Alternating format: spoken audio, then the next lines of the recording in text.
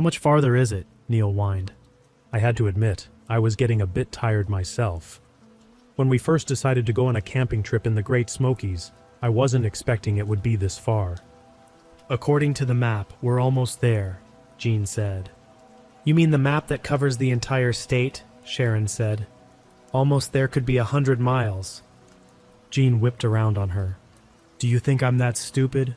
Of course, it's not a map of the whole state. I picked it up at the ranger station. It only covers the Tennessee section of the Great Smokies. He turned back and began trudging. Well, pardon me, O great map master, Sharon said under her breath. Jean paused for a moment, then kept going. I knew he had heard her and wanted to chew her out, but with all that had happened, my thoughts were interrupted by the sounds of struggling behind me. Turning, I found Mike wrestling with his backpack. It had gotten caught in between two small trees and had him stuck fast. Hold on there, bud, I said, trying to get down to him without getting my pack caught. Grabbing trees as I went, I worked my way down and got his pack unstuck. Thanks, man, he said, sweat pouring off him, as if this trip wasn't tough enough. I hear ya, I said. You need to take a break for a minute. Yeah, he said, dropping to the ground. I chuckled, seeing the smallest of the group panting like a dog in the middle of summer. Hold on here, I'll be right back.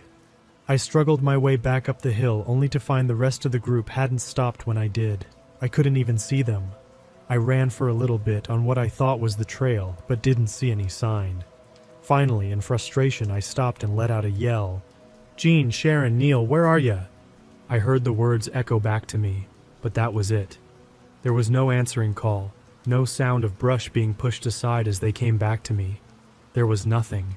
Even the animals didn't seem to be very talkative. It was quieter than it had been the entire trip. Part of that was surely the lack of Neil whining and Sharon and Jean being at each other's throats. I wish those two would just give up and go get a room. Everybody knew they'd had it for each other bad, but they didn't seem to get it. Or maybe they did, and this is their idea of foreplay. Either way, I was a city boy lost in the middle of the forest. Jean had the map, and I had never been taught anything about direction or survival. I just came on this trip to hang out with my friends. A motel room in Gatlinburg, 5 friends catching some shows, shopping in Pigeon Forge. That was what I was here for. It was Jean's brilliant idea to go on this stupid camping trip. Even though he said he got the map at the ranger station, I knew he didn't listen to anything they said about which trail to go on. Jean was always the leader. He would have shooed them off and said he knew exactly where to go, even if he had no idea. Maybe I'm starting to see why Sharon hasn't hooked up with him yet. Maybe she's trying to knock him down a peg or two before he's ready to be civil. It had been 5 minutes since I had stopped and yelled. Jean, Sharon, Neil, I called again, louder this time. The only thing that got me was a louder echo coming back to me. I looked back at where I'd come from, only I wasn't sure of the exact direction. Jean had led us off the trail a while back, and I wasn't positive where I had left Mike. The dense canopy of trees left a little of the sun peeking through, still high in the sky. At least I'd have daylight for a while. Turning back the way I thought I'd come, I started back toward Mike. At least if we were together, there'd be 2 of us to find instead of having to search for another. It was a long walk. It seemed like I got to where I was a lot faster than I got back. I suppose trying to catch up with the people who know where they're going will get your feet moving faster. It wasn't long until I realized I'd been walking too far. I had somehow missed where Mike was. Mike, where are ya? I called, once again hearing the echo and nothing else. Looking around, I was sure this was where I'd left him. The trees all looked familiar. But then again, I didn't know how many millions of trees there were in the Smoky Mountains. There could be hundreds or even thousands of spots that looked exactly like this one. I began to question the wisdom, or lack thereof, of only one person having a map. A thought struck me. I whipped out my phone and tapped on the Maps app. Surely it could at least tell me where I am. Those hopes crashed and burned when I saw the no signal at the top of the screen. Mike, I yelled louder, more to vent my frustration. I collapsed on the ground, feeling more exhausted and hopeless than I had in a long time. And then I heard it. A faint call carried on the wind. It sounded like it was miles away. Mike, I yelled again. I sat and listened, which was easy since the animals weren't making any noise. Again, I heard the return call. I hopped up like a dog who'd heard its master's whistle. Taking a general guess at the direction I'd heard it, I began to march determinedly. It wasn't quite a run, but it was no stroll through the park either. The thought of no longer being lost, or at least not being lost alone, drove me forward. After a few minutes I called again, then waited for the answer. It came from the direction I was heading, but somehow seemed quieter, like he was moving away from me. I broke into a run. My heavy backpack flopped from side to side, nearly making me stumble. But I didn't care. I was getting closer. I could feel it. I never saw the tree roots sticking up just enough to catch my toe and send me tumbling. I woke to total darkness. Something big and heavy was pressing down on me. I panicked and tried to throw it off, but it had a tight grip on me. Thrashing all around, this thing held me with a death grip. I swung my arms trying to punch it. My legs flailed to get it off me, but it wasn't happening. It had me and it knew it. The most disconcerting part was how quiet this thing was. It didn't growl or snarl or anything, just held on to me like its life depended on it. Finally, my energy was spent. It had won. All I could do was lay there and wait for the inevitable. I waited and waited. Nothing happened. Maybe whatever it was, I had fallen asleep. I couldn't imagine all my thrashing around wouldn't have woken it up. I rubbed at my shoulder, which was now sore from the fight with my unknown assailant.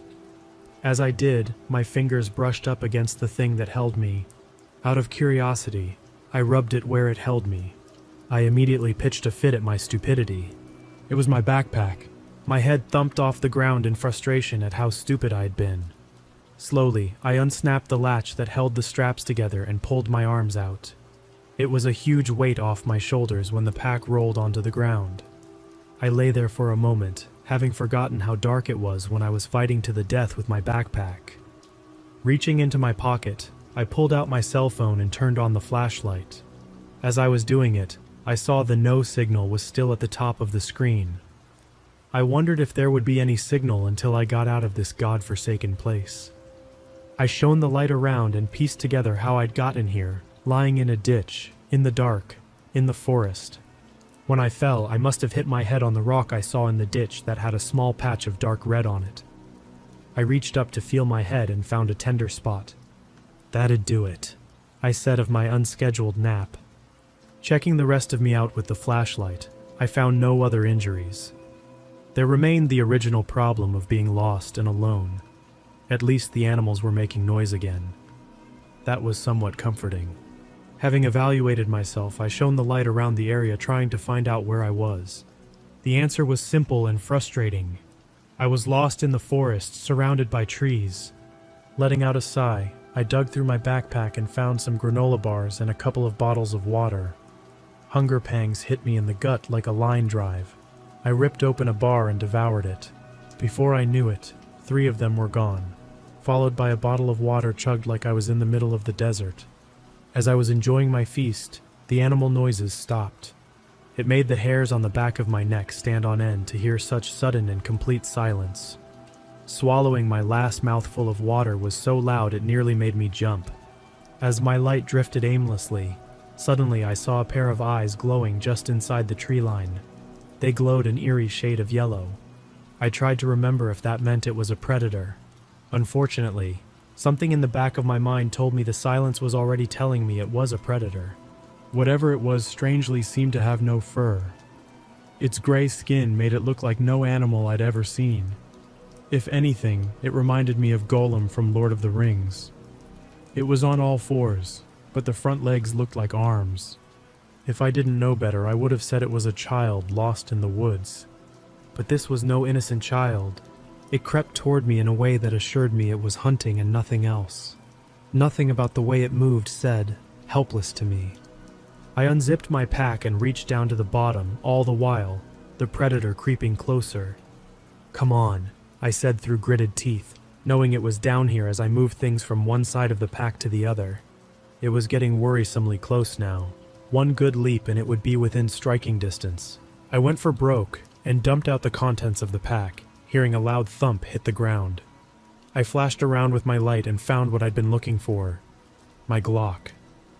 I grabbed it and pointed where the predator had been, fully expecting it to be right in my face, but it was gone. Whipping all around, I searched with the light, gun trained on whatever I saw, hoping to catch a glimpse before it was too late. After a quick scan, I slowly panned around in a circle, searching more diligently for the creature, but there was nothing. Wanting to breathe a sigh of relief, but knowing it could easily be hiding behind any tree, I started picking up my belongings and stuffing them back into the backpack. As I did, the animals began making noise again. It was somewhat comforting to think that thing had left the area, but I didn't trust it. Once my backpack was repacked, I sat down and leaned on it like a pillow, with my back to the edge of the ditch and my phone's flashlight shining toward the trees. My gun sat on my lap ready for some quick action. It wasn't long till my eyes betrayed me, slowly closing, causing me to shake myself awake. Over and over, this played out with me struggling harder to stay awake than when I was sitting in church. My phone told me it was after 4 in the morning. The sun would be coming up in a couple of hours. Then I could continue the search for my friends. My phone also told me it only had 23% battery left. I held a major debate in my head: keep the light on and lose the ability to use my phone if and when I get a signal, or turn the light off and save my battery, leaving me at the mercy of that creature. It was an impossible choice until I remembered the animals in the woods were making noises. They were silent when the creature was around.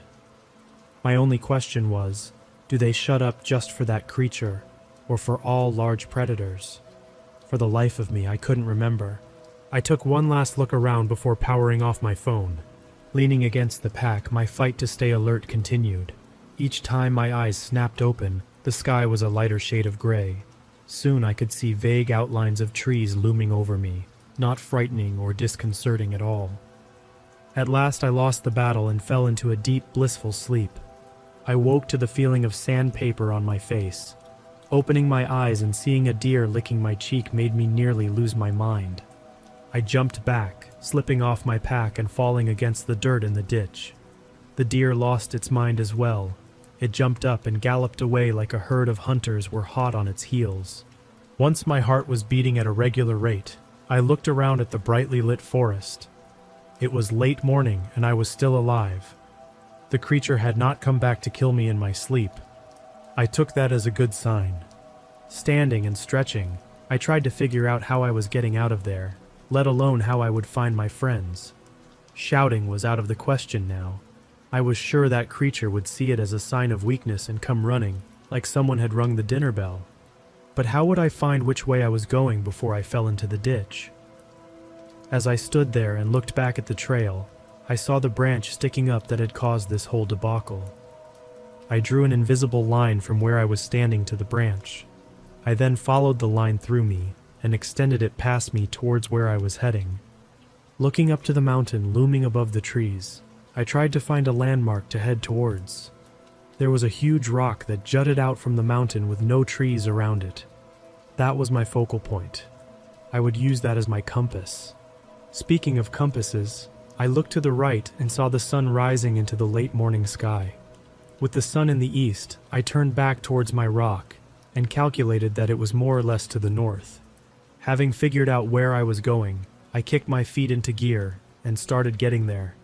It was a no-brainer that my friends would be worried sick. They were probably already back at the motel making all kinds of calls and organizing a search party. I chuckled at my joke. I knew they were as helpless as I was in the woods. Gene pretended to know what he was doing, but truth be told, he was the worst of the group, mostly because he was too stubborn to listen to anyone else's directions. What if they ran into that creature? The thought froze me in my tracks. That thing looked like it wanted to have me for dinner. Running into the 4 of them would be like a smorgasbord. I shook the thought away. There was nothing I could do about it anyway.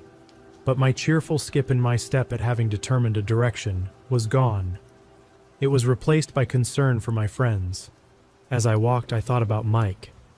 How excited he was to come along and see the Dixie Stampede for the first time. About Sharon and Jean. What a horrible couple they would make and how they fought all the time now when they were just friends. Or were they? I'd seen them sneaking little looks at each other when the group was together. Could the whole thing be a ruse? Could they be a couple already and trying to keep it a secret? And then there was Neil. I had no idea why I was friends with Neil. He was one of those people who just started tagging along one day. Before you knew it, they were part of the group. Neil was always competing with Gene to lead the group, but he went about it a different way. He would whine and complain until he got his way. Not all the time, but whenever there was something he left strongly about. Neil didn't want to come on this trip, and honestly, I think we all would have been happier if he hadn't.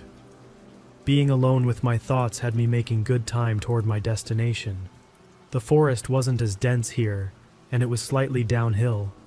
Good walking conditions. The walk was going so well that I nearly started whistling. I squashed that real quick. I didn't need any additional noise for the creature to track. As it was, I would turn and look over my shoulder from time to time, just to be sure no one or nothing was following. Each time I glanced over my shoulder, the sky behind me seemed to get darker. The sun soon disappeared, and I could no longer deny it. There was a storm coming. I was stuck. There was no shelter except for trees, and rain leaks through them eventually. Even though I knew I would get caught out in the rain regardless, I stepped up my pace. Maybe there was a rock outcropping I could shelter under. As I walked, there was a blinding flash, followed by a deafening boom that knocked me to the ground. At first, I thought a bomb had gone off. I looked around and saw a tree burning on the mountain. It looked like some giant had ripped it in half. Staring at this apparition and wondering what the hell was going on, I saw another flash that lit up the clouds. This time the thunder was farther away, but still shook the ground. It was time to find that shelter before Mother Nature chose me as the target for her next lightning bolt. I ran toward the mountain as huge drops of rain pelted my back. It felt like I was getting hit by mini water balloons. It didn't take long for the rain to intensify, quickly becoming a deluge. The water came down so hard and fast that the ground didn't have time to soak it up. Since I wasn't on the trail anymore, I stumbled through puddles and mini bogs, struggling to stay on my feet as the muddy ground tried to swallow me whole. I held my hand above my eyes, trying to see where I was going, but the rain came down in sheets, reducing visibility to zero.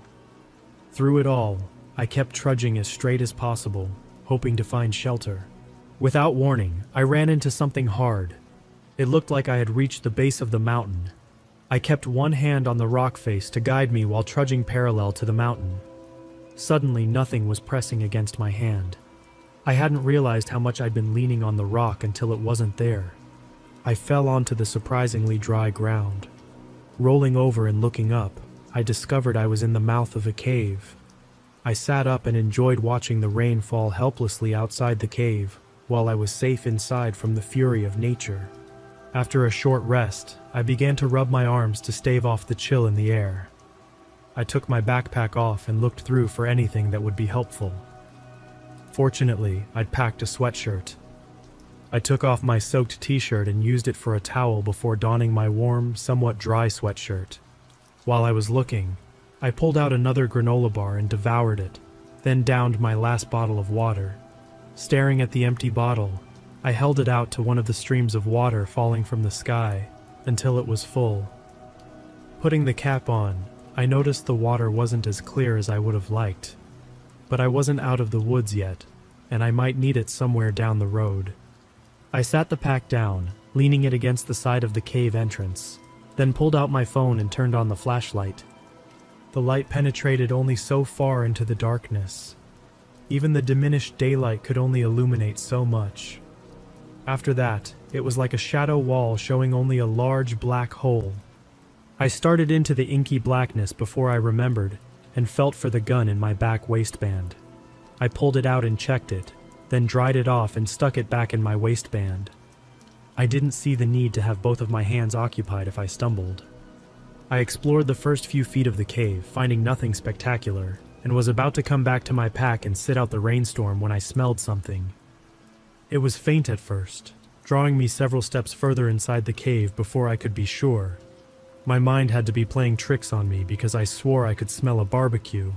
My curiosity and growling stomach overrode common sense and drove me deeper into the cave. The light of the phone illuminated my steps as I carefully made my way towards the amazing smell of food. It wasn't long until there was a glow in front of me. A fire burned in the distance, just visible, bathing the cave walls in an orange glow. As the promise of a warm fire tantalized me, drawing me closer, I saw movement out of the corner of my eye that made my spine turn to ice. Coming from the far side of the fire was the creature that had stalked me the night before. At least it looked like the same creature. The eyes shone yellow in the fire's light. It walked on all fours and struck an amazing resemblance to Gollum from Lord of the Rings. I dosed my light and threw myself behind a rock that seemed big enough to conceal me. Straight ahead was the pinprick of light that was the cave mouth and the outside beyond it. Even if I wanted to, the creature would see me and hunt me down if I tried to escape while it was within sight. Daring to sneak a peek, I leaned around the rock to see if it was still there. What I saw horrified me. The creature was tending the fire, seemingly oblivious to my presence. It checked the pieces of meat that lay across hot rocks beside the fire. He took a few off and sat them aside. Then he walked toward the left wall and disappeared. I leaned out a little further to find out what he was up to, and wished I wouldn't have. Hanging from a large wooden frame, tied in a spread eagle, was a human male who had been skinned. The creature came up to him and carved several chunks of muscle with a large, primitive-looking knife. Once satisfied, he brought the pieces of meat back to the fire and laid them on the hot rocks where the cooked pieces of meat had been. He then took the pieces and disappeared into a hole in the wall. I threw myself behind the rock, breathing hard at the sudden realization. Oh my God, that thing killed someone and it's eating him. My stomach lurched at the thought. It took all I had to keep from vomiting on the spot. But I knew how loud I could get when I puked, and I had no desire to let that thing know I was here. I peeked around the corner again and didn't see it. My eyes were drawn to the dead body hanging there. For the first time, I noticed there was another body strung up beside him. It was another naked male, but he hadn't been skinned yet. 2 more bodies hung beside that one. 1 male, 1 female, both naked. Realization hit me like a sledgehammer as I realized the naked woman was Sharon. Looking again, I saw the men were Neil and Mike. No, no, no, I said, abandoning any semblance of subtlety and charging over to see my friends. When I got there and stood face to face with them, hot tears rolled down my cheeks. Their eyes were closed, and none of them moved a muscle. I went to them one by one and felt for a pulse just to be sure. I came to the one who had been skinned first. He had no pulse. My only guess was it was Gene. Next, I moved on to Mike. There was a scar on his neck and gore down the front of him. He also had no pulse. Neil was the same way, scar on his neck, and no pulse. As I got to Sharon, I noticed something about her chest. It was moving. She didn't have a scar on her neck. I reached up to take her pulse, and her eyes shot open. Instantly, she began to scream. I covered her mouth with my hand, but I knew it was too late. You need to be quiet and pretend you're dead, or I will be. You understand? I said, still holding her mouth. She nodded and I ran around behind them as I heard footsteps approach. I stood behind Gene since he was the biggest of our group, and put my hands and feet behind his, posing in the same spread eagle. My only hope was that it didn't notice me. I didn't dare move as I heard footsteps enter the room and come over to where we were. I stood as still as a statue. Only my eyes looked over to where Sharon was hanging. I saw the creature stand and look at her. She had lowered her head again, looking every bit asleep or dead. The creature poked her breast with the knife, drawing a few drops of blood, but she refused to move. And then another creature stepped up to her, and a third. They poked and prodded her to see if she was awake, but she wasn't moving. Panic grew inside me. How many of these things were there? If I knew it was just one, I would have already shot it. But if hundreds waited in the darkness of the cave's side rooms, there was no chance. My thoughts were interrupted when I heard sounds coming from them. It was like chittering insects communicating. They spoke back and forth while standing in front of Sharon, who still refused to move. As the argument became heated, I noticed one of the creatures looking in my direction. The longer I watched, the more I realized it wasn't looking in my direction. It was looking at me. It stepped around Sharon to the backside, when its eyes grew wide and it began to screech. The other two looked from it to where it was looking, and eventually found me. Their eyes narrowed as one came around in front of Jean's body, and the other stepped between Neil and Mike. The one holding the knife was closest when I gave up on my deception, drew my gun, and shot all three. The sound of the shots in a cave made me instantly deaf. The only thing I could hear was my ears ringing. I grabbed the knife off the ground and cut Sharon down. She collapsed like a bag of rocks. "We should go," I said. "What?" she said. "We should—" "Never mind," I said, picking her up and carrying her over my shoulders like a fireman. I struggled to carry her and hold the gun. She kept slipping off my shoulder and I would have to grab her to keep her on. The thing was, I was grabbing her naked behind every time. It wasn't like I had a choice or was enjoying it. If I didn't, she would fall off. As I ran, legs already starting to tremble, I felt a rock fly past my cheek. I looked back, and there were many more of the creatures running after us. I didn't have time to stop and aim, but I pointed toward the closest one and squeezed off a shot. By some miracle, the creature fell. I didn't know if I'd hit it, or the sound of the gun frightened it, causing it to fall. I had no chance to celebrate as the first rock hit me in the back of the head, nearly causing me to stumble, which would have been fatal. Instead, I pointed and fired another shot, hearing a most satisfying scream. The cave grew brighter as the mouth grew closer. Then suddenly, we were out. It wasn't a cause for celebration, though. I glanced back to see a horde of creatures following us out of the cave as well. So close, and yet so far. My legs weren't going to last much longer carrying her. I needed a break, and I needed it soon. I didn't think they would stop if I turned around and called a timeout. To punctuate that point, another rock hit me, this time on the back. I pointed and fired again in response, disappointed not to hear another scream. Finally, the inevitable moment came. I tripped. Sharon and I went head over heels in a tangled heap. By some miracle, I managed to hold on to my gun. I tried to jump up but ended up falling to the side, still aiming and shooting another creature. They tried to get around us, but I shot two more. Scrambling to my feet, I was able to aim better and shoot another. They still greatly outnumbered us. There were too many of them to count. I aimed at groups, hoping to get more than one kill at a time. They still tried to flank us, and I shot them as they did, but the inevitable moment finally came. My slide locked back. I instantly released it, just in case any of them knew what that meant. I continued to aim at them in a threatening way, and they held their distance, not wanting to be the next shot, but they had encircled us and were closing in. I looked at Sharon to say goodbye, but she wasn't looking at me.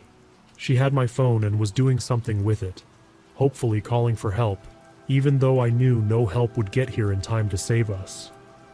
Staring into the nightmare faces of these bloodthirsty cannibals, I prayed a prayer of utter desperation. The first one was within reach when suddenly the most piercing sound came from behind me.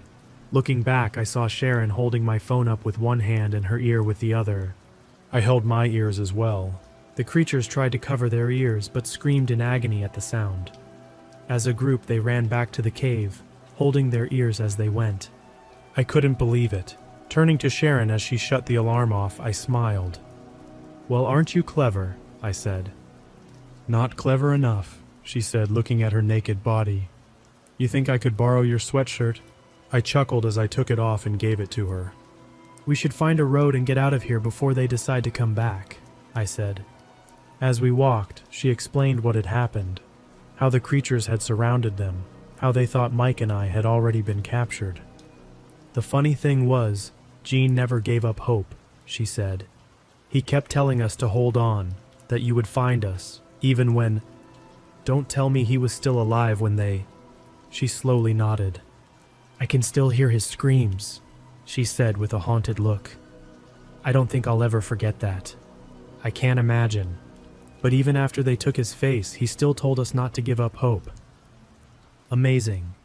After walking a long time, constantly looking back every few minutes, we came to the greatest sight either of us could imagine. A road. Within an hour, a ranger came by and rescued us. It was the longest hour of our lives, keeping watch for cannibalistic creatures to jump out at the last second and drag us back to the cave. Our friends were never found. The ranger told us we were lucky to make it out alive. Many hikers go missing in the forest and are never seen again. I know Sharon and I never want to see another forest, unless we pass by it on the highway.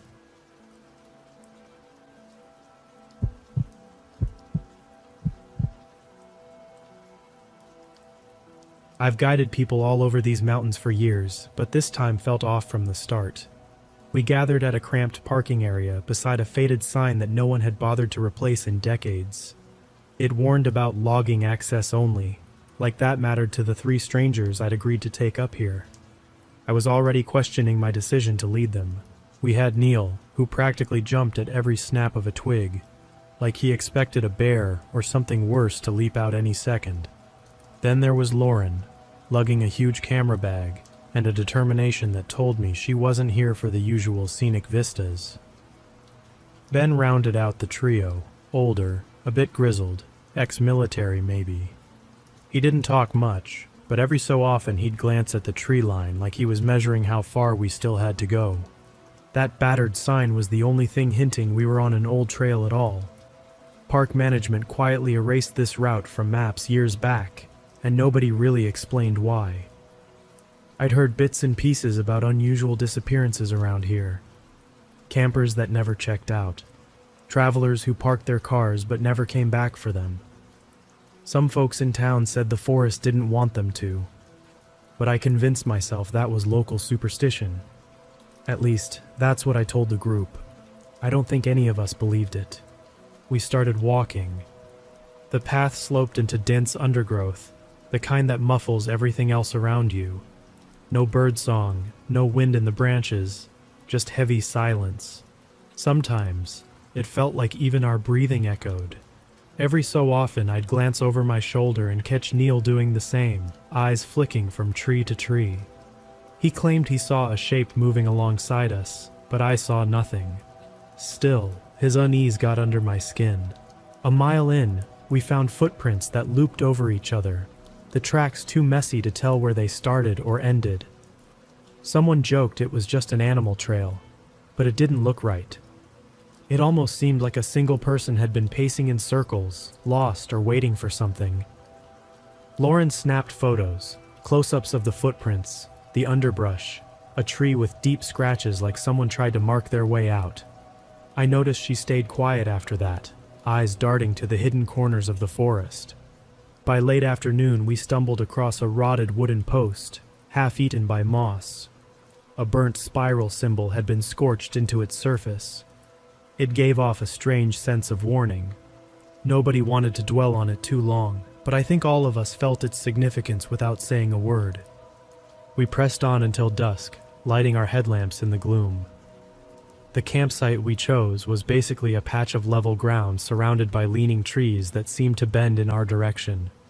Every attempt at conversation petered out quickly, as if we were conserving energy for some unknown danger. Setting up our tents felt like a race against the dark, each rustle in the leaves prickling our nerves. That night, I tried to sleep. It was impossible to fully relax knowing there were who knows how many miles left ahead of us. Lauren kept her camera within reach, as if she expected to capture something lurking outside. Ben did this slow patrol around the tents, scanning the perimeter with a flashlight. Neil lay awake, eyes wide, focusing on the shapes dancing beyond the lantern light. I wouldn't have called it a restful evening. Every noise made us flinch. A whisper here, a crack of a branch there, too distant to be certain of anything, yet impossible to ignore. By the time morning light crept through the trees, I swear all of us felt like we'd been tested somehow.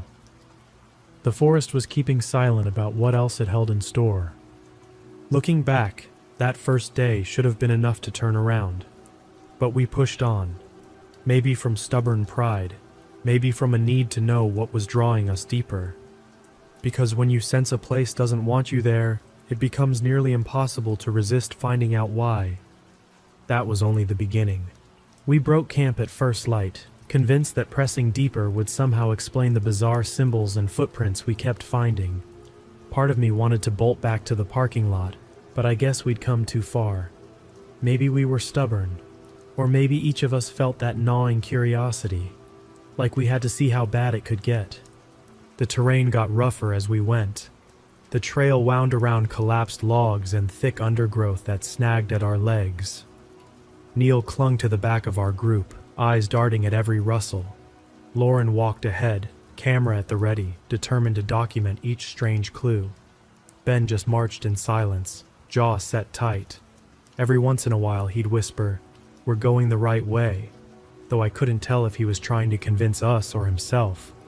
Eventually, we stumbled on the first cabin. It leaned at a weird angle against a tree trunk, like a drunk who'd just given up standing. Half the roof had caved in, letting sunlight filter through broken beams. But it was the door that stopped us in our tracks, that same twisted emblem scorched into the wood. Something about the way the char framed its spiral edges made my stomach lurch.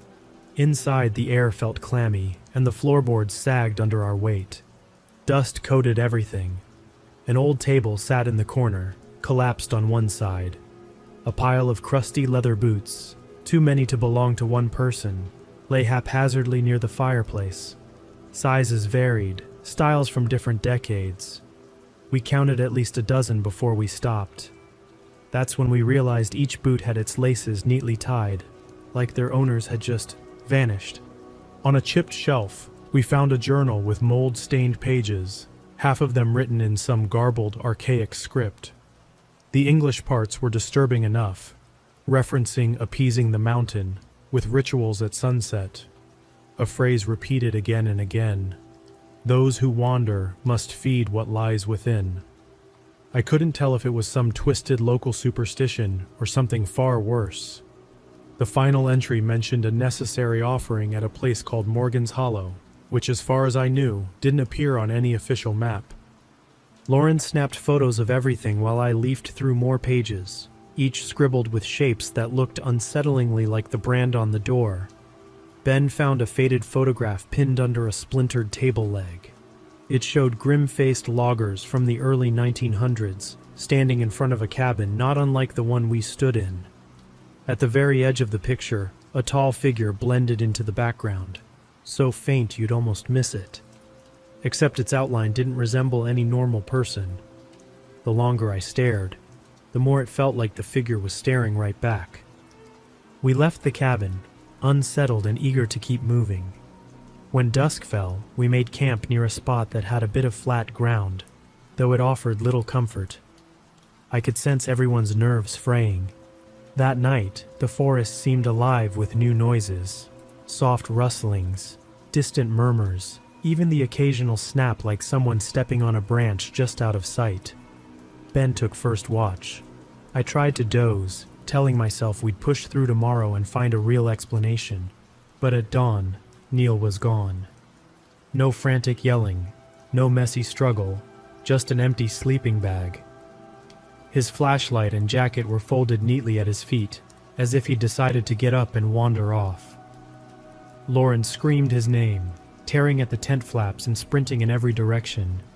I stood there, numb, glancing at Ben, who looked both furious and helpless. We searched until our throats hurt.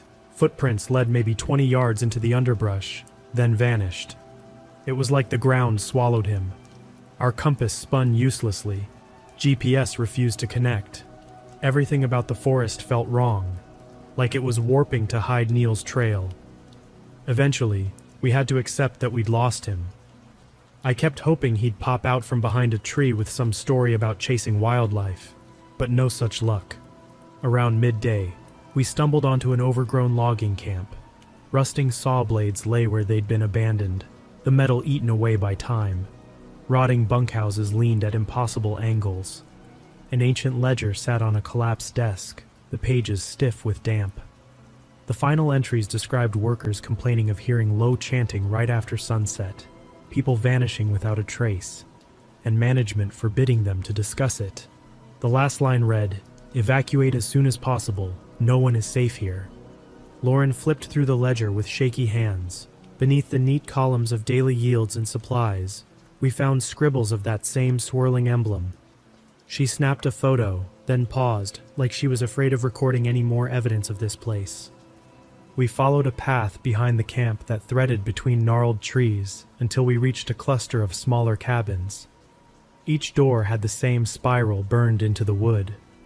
Inside, everything felt staged. Rusted lanterns, half-torn blankets, dusty footprints from who knows when. We saw backpacks, modern ones, heaped in a corner like cast-offs. Some had partially melted candles stuffed inside. Lauren reached to pick one up, only to recoil when she found a clump of hair stuck to the zipper. That was it for me. I told Ben and Lauren we should turn around, find an actual search and rescue team. But it was late again. The sky was a bruised purple, night creeping in faster than it should. And that's when a flicker of light appeared through the trees, like a lantern being swung back and forth. At first, I hoped it was Neil, but when we shouted his name, the light bobbed, then slowly winked out, replaced by a voice calling softly, "Neil." It wasn't his voice. It sounded stretched, distorted, like it was being forced out of a throat that didn't belong to Neil at all. A cold weight sank into my gut. We dimmed our lamps, unsure whether to follow or hide. In the end, the light flickered on again, closer this time. My mind spun with the possibilities, none of them good. With every step, a primal dread curled around my heart. I glanced at Ben, then Lauren. Neither looked ready for what might wait out there, but we couldn't just leave Neil if he was alive. I nodded, and we edged toward the light, each step feeling like it might be our last. That was the moment I realized we were no longer just trespassers on an abandoned trail. We were trespassers in something else's domain, and it knew exactly how to keep us from leaving. After that sickening call in the darkness, a distorted voice using Neil's name, I realized we were barreling toward a confrontation we never wanted. Backtracking seemed like the obvious choice, but whenever we tried to retrace our steps, the paths twisted in ways that defied reason. It felt as if the forest itself was shifting, refusing to let us go. Lauren's camera kept glitching, capturing only static or bizarre streaks of light. Meanwhile, Ben insisted we keep looking for Neil, though I could see the dread in his expression. None of us said it out loud, but we feared something had claimed Neil and was baiting us. It was like each step we took was part of a well-laid snare. We followed the flicker of that odd lantern-like glow through tangled undergrowth until we stumbled upon a wide clearing ringed by jagged stone formations. In the center stood a circle of stones marked with more of those spiral carvings, charred candles flickering in a breeze that didn't seem to touch the trees overhead. The ground within the circle felt almost electrified, like the earth itself was humming. That's when we saw him. Neil was crouched near the center, hands over his head. His posture was all wrong, like every muscle in his body had seized up. I called his name, heart hammering so hard I could practically taste metal in my mouth. He looked up, and for a split second I thought we'd found him just in time. But his eyes seemed vacant, distant. He whispered, "Don't come closer, it wants more." Lauren took a hesitant step forward, ignoring the jolt of panic that went through me. She tried to talk to Neil in a calm voice, urging him to stand, to come with us. He shook his head, lips trembling. Then he looked behind us and let out a low moan, like he was seeing something horrifying. That's when the chanting began. Not a normal voice, more like a surge of noise coming from every direction at once. It reverberated in the stones, blending with the hiss of the candles. Each syllable jabbed into my head, making it hard to think. Ben and Lauren cringed, covering their ears. I felt as if we were trespassing on some ancient ritual that was bigger than all of us combined. Before we could react, the glow around the circle intensified, each candle flaring bright green for an instant. I swear the stones themselves pulsed with an eerie light. The chanting rose higher, waves of sound warping the air so everything seemed to shimmer. Neil tried to crawl away, but his body jolted like he was hit by an unseen force. He ended up on his knees, eyes darting wildly. Ben rushed in, trying to grab Neil and yank him out of the circle. The moment he crossed that boundary, his flashlight cracked with a sharp pop, sparks flying in every direction. He cursed, staggering back while Neil clutched at the ground as though something was anchoring him. Lauren and I hovered at the edge, stomachs in knots. We could practically feel a barrier between us and Neil, some invisible line that sapped our courage each time we considered crossing it. In a sudden burst of clarity, Neil pleaded, "Break the stones! You have to break them!" We didn't understand. But we also had nothing else to go on. Candles flickered violently, the chanting hitting a fever pitch. Shadows danced on the trees, shapes that didn't match anything human. If I hadn't been so terrified, I'd have been entranced by how unnatural it all looked. Ben pivoted, locking eyes with me. Even in the gloom, I caught the message. We either try or we're done. So we rushed forward. My knees nearly buckled at the buzzing force that rippled across my body. Lauren shouted something I didn't catch, then smashed one of the upright stones with the heel of her boot.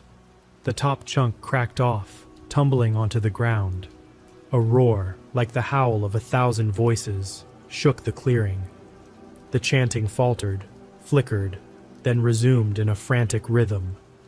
We kept going, toppling the carefully arranged stones, kicking aside the half-melted candles. Each time we wrecked a part of the ritual setup, the force restraining Neil seemed to loosen. He collapsed forward, gasping for breath. With one last heave, Ben shoved the largest rock out of place. It hit the ground so hard I felt the vibration in my teeth. All at once, the chanting died. The circle's glow fizzled like a dying firecracker, and the air cleared of that oppressive energy. We rushed to Neil's side, dragging him away from the center. He was in bad shape, pale and shaking, but he managed to stand with our help.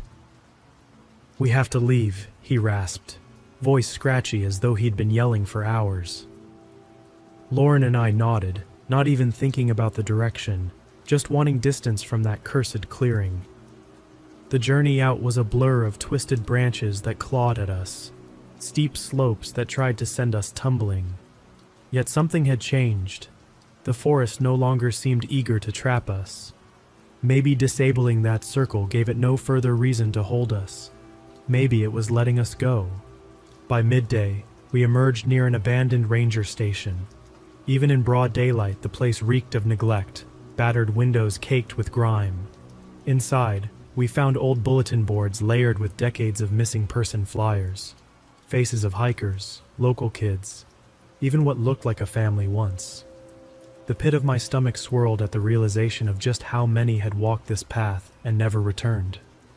In a dusty corner, pinned under a cracked coffee mug, was a map with a big red X scrawled over the region we'd just escaped. No official notes, just a single phrase in shaky handwriting. No further patrol, closed indefinitely. None of us could handle staying there. We pushed on until we reached a side road that led to the main highway. It felt surreal when we finally heard a passing car. Civilization, something I'd taken for granted my entire life, seemed like a miracle at that point. Since then, we've tried telling a few people the truth. The park officials gave us a stiff warning. They claimed we were trespassing in restricted wilderness, that we'd put ourselves at risk. They showed no interest in our proof, Lauren's pictures, that battered journal. They brushed us off, said we were confused, disoriented, that everything we found was just leftover junk from an old logging site. I'm writing this here because I'm not about to let anyone bury what happened. Neil's still pretty shaken. He doesn't remember everything, but enough nightmares bubble up to suggest it's best if we never look back.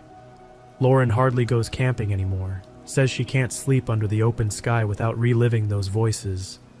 Ben tries to push it down, act like it was just another mission gone sideways. But the Smokies are still there, ancient, half-forgotten corners that no one wants to talk about. The next time you see a worn trail sign with a weird symbol burned into it, or come across footprints leading nowhere, maybe consider taking another route. There are places out in these mountains that are older than any story, hungry for those who wander. We escaped, but I can't help thinking we merely interrupted whatever was lurking there. And if you ever hear chanting in the forest when you're miles off the official path, don't wait. Leave. Because whatever's left in those hollows, I doubt it cares how prepared you think you are. If you ignore the warnings, it'll only draw you deeper until you're just another lost voice in the gloom. At least we made it out. This time.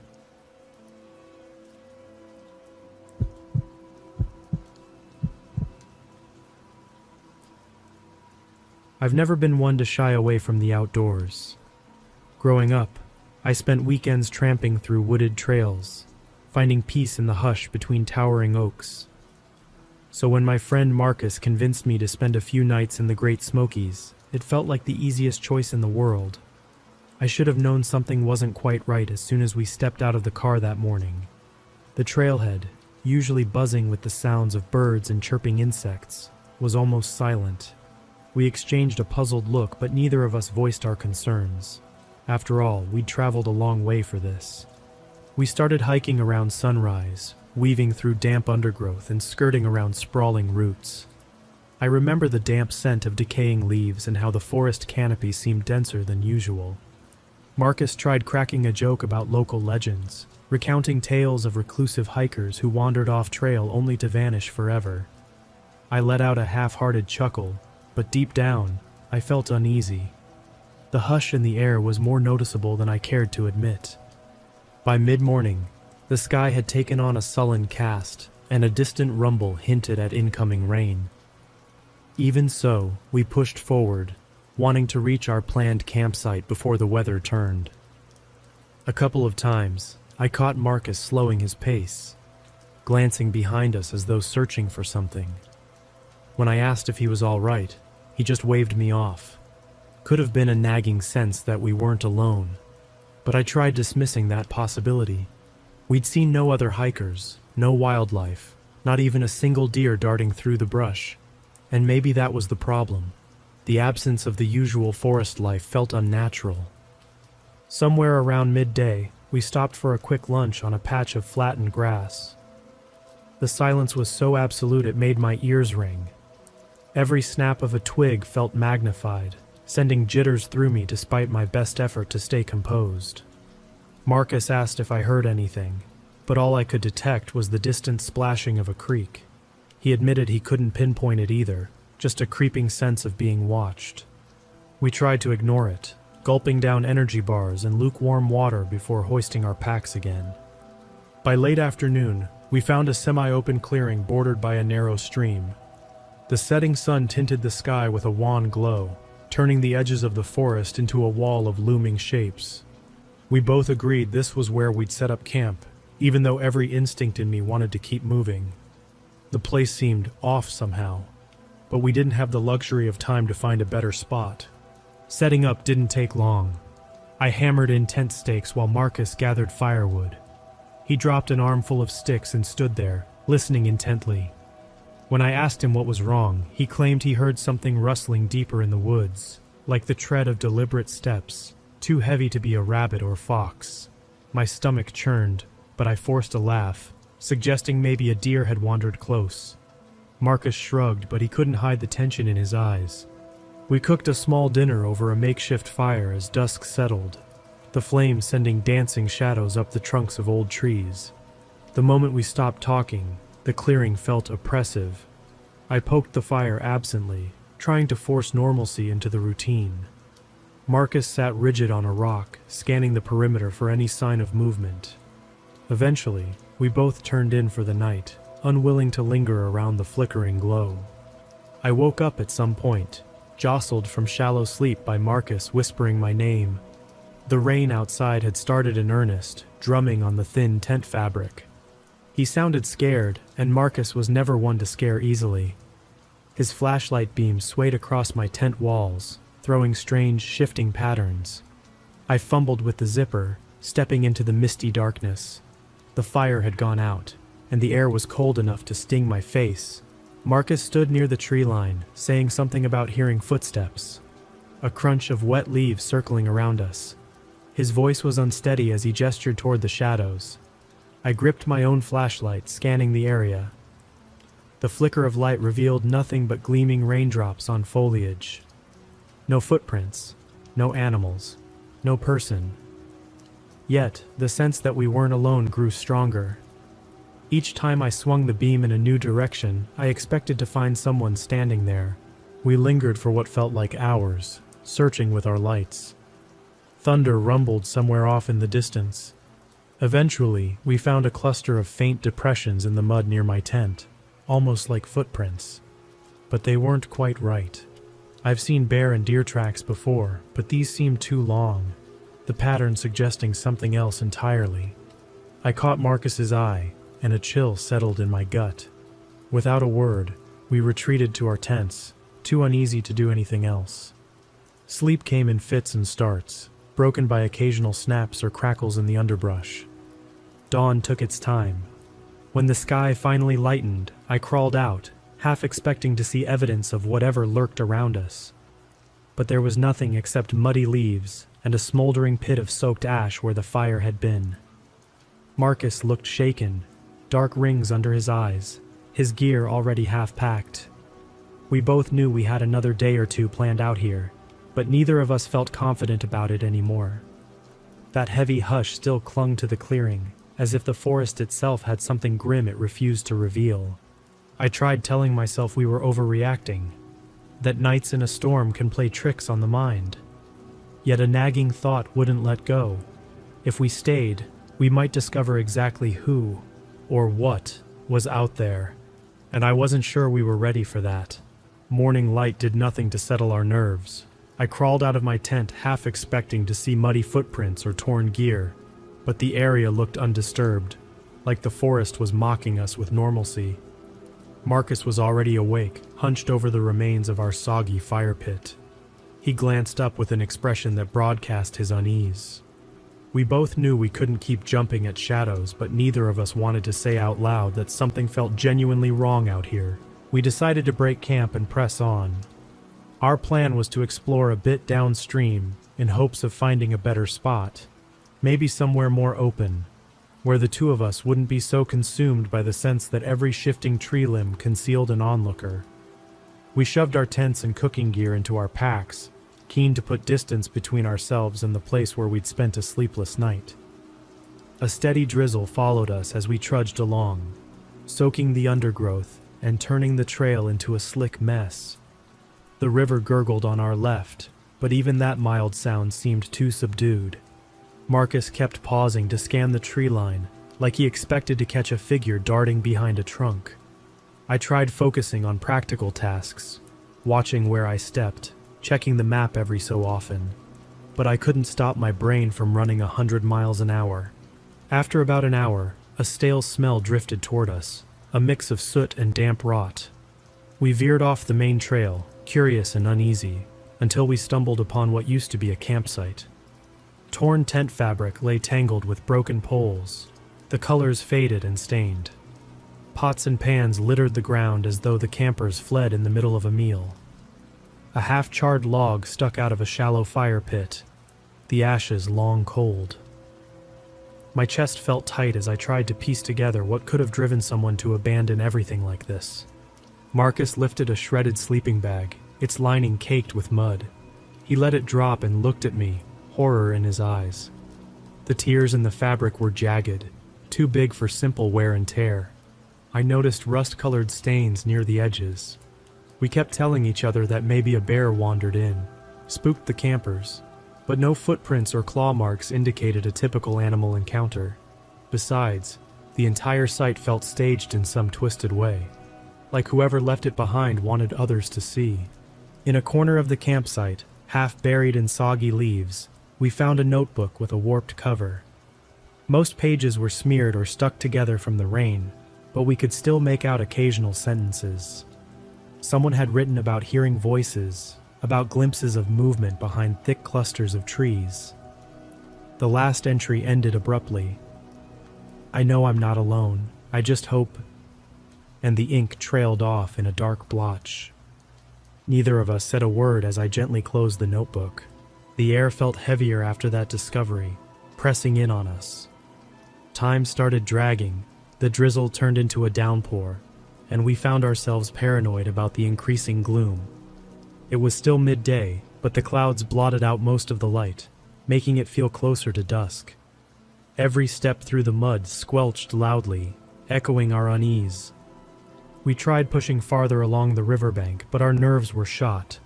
Every rustle of leaves, every broken branch on the ground made us jump. A couple of times Marcus thought he saw something, like a figure darting between the trees. But whenever we shone our flashlights, nothing materialized. The forest offered no trace of a welcome. Even the low hum of the water took on a weird resonance, as if it carried whispered warnings we couldn't decipher. With daylight fading, we realized we needed another place to camp. We found a small rise near the river, where the ground wasn't quite as waterlogged. The second we dropped our packs, I regretted it. The spot was cramped and overgrown, but neither of us had the energy to keep going. We strung up a tarp, did our best to clear an area for a fire. The whole time I battled this constant suspicion that we were being watched. Darkness fell thick and fast. The wind intensified, pulling at the branches overhead like fingers scratching across bark. Marcus tried to get the fire going, but the damp wood only coughed up smoke. When we finally coaxed some flames, they were weak and feeble. We sat close, trying not to give in to panic every time the shadows twitched beyond the flickering light. We decided to pass the time by flipping through the notebook again, searching for more clues. Most of the writing was too damaged to read, but we caught references to no exits and they're always out there. The last few pages were covered in scribbled shapes, some looking like eyes or symbols. One page had a sketch of the exact same tall trees that encircled us. I think Marcus realized it too, but neither of us said a word. Eventually, exhaustion overwhelmed caution. We needed sleep, even if it meant dozing off in short bursts. Marcus offered to stay up first while I tried shutting my eyes for a while. I could hear him pacing around in the wet leaves, flashlight sweeping back and forth in a frantic pattern. My dreams, or half-dreams, featured the battered campsite and those strange drawings from the notebook. Somehow they bled into my reality, leaving me unsure whether I was actually asleep or simply delirious. When Marcus shook me awake a few hours later, his expression was grim. He whispered that he'd heard a soft thudding, like footsteps circling our camp again. We decided to both stand guard, flickering flashlights combing the dark. We didn't see anything this time, but the oppressive sensation of a presence lurking nearby made the night feel like it would never end. Hours crawled by in silence and dread. Rain hammered the tarp, and the wind whipped the branches into scraping shapes. Finally, a weak glow of dawn crept over the horizon. We could at least see beyond the circle of darkness that had imprisoned us all night. But that meant facing the reality of how deeply unsettled we were. Part of me wanted to charge back to the main trail and keep hiking until we reached the car. Yet, I couldn't shake a compulsion to figure this out, to learn what forced those other campers to abandon their belongings and vanish without a trace. Whether we liked it or not, the Great Smokies had turned hostile in a way I'd never experienced. And as I studied Marcus's weary face, I understood we were in this together. We'd either unravel the mystery of what roamed these woods, or we'd become just another story scribbled in a waterlogged notebook, left behind for some future hiker to discover. Neither of us had the luxury of a decent rest by the time morning came. We watched daybreak turn the sky from murky gray to a dull, colorless wash, and though the sun tried to break through, the forest floor remained gloomier than any place I'd ever camped. Despite our throbbing fatigue, we agreed we'd push for the trailhead. Sticking around meant flirting with something we couldn't explain. We packed in a hurry, our soaked gear dragged at our shoulders, each strap chafing and biting into skin. Marcus's face was ashen, eyes darting with anxiety. Even so, he took the lead, swearing he'd mapped out a more direct route back. I followed, stepping around snaking roots and churned up mud. We mostly kept quiet, words felt useless. Every twig snap or distant creak of branches made us flinch. We moved fast, sloshing through patches of waterlogged ground and over thick clusters of vines. The weather eased up, but the silence weighed heavier with every mile. Usually by now, we'd hear bird calls or the rustling of small creatures. Instead, there was only the soft thump of our boots and the hush of trees looming overhead. Every so often, the path faded, forcing us to rely on a beat-up compass and soggy pages of the map. Eventually, we reached a section of trail that widened into a small clearing.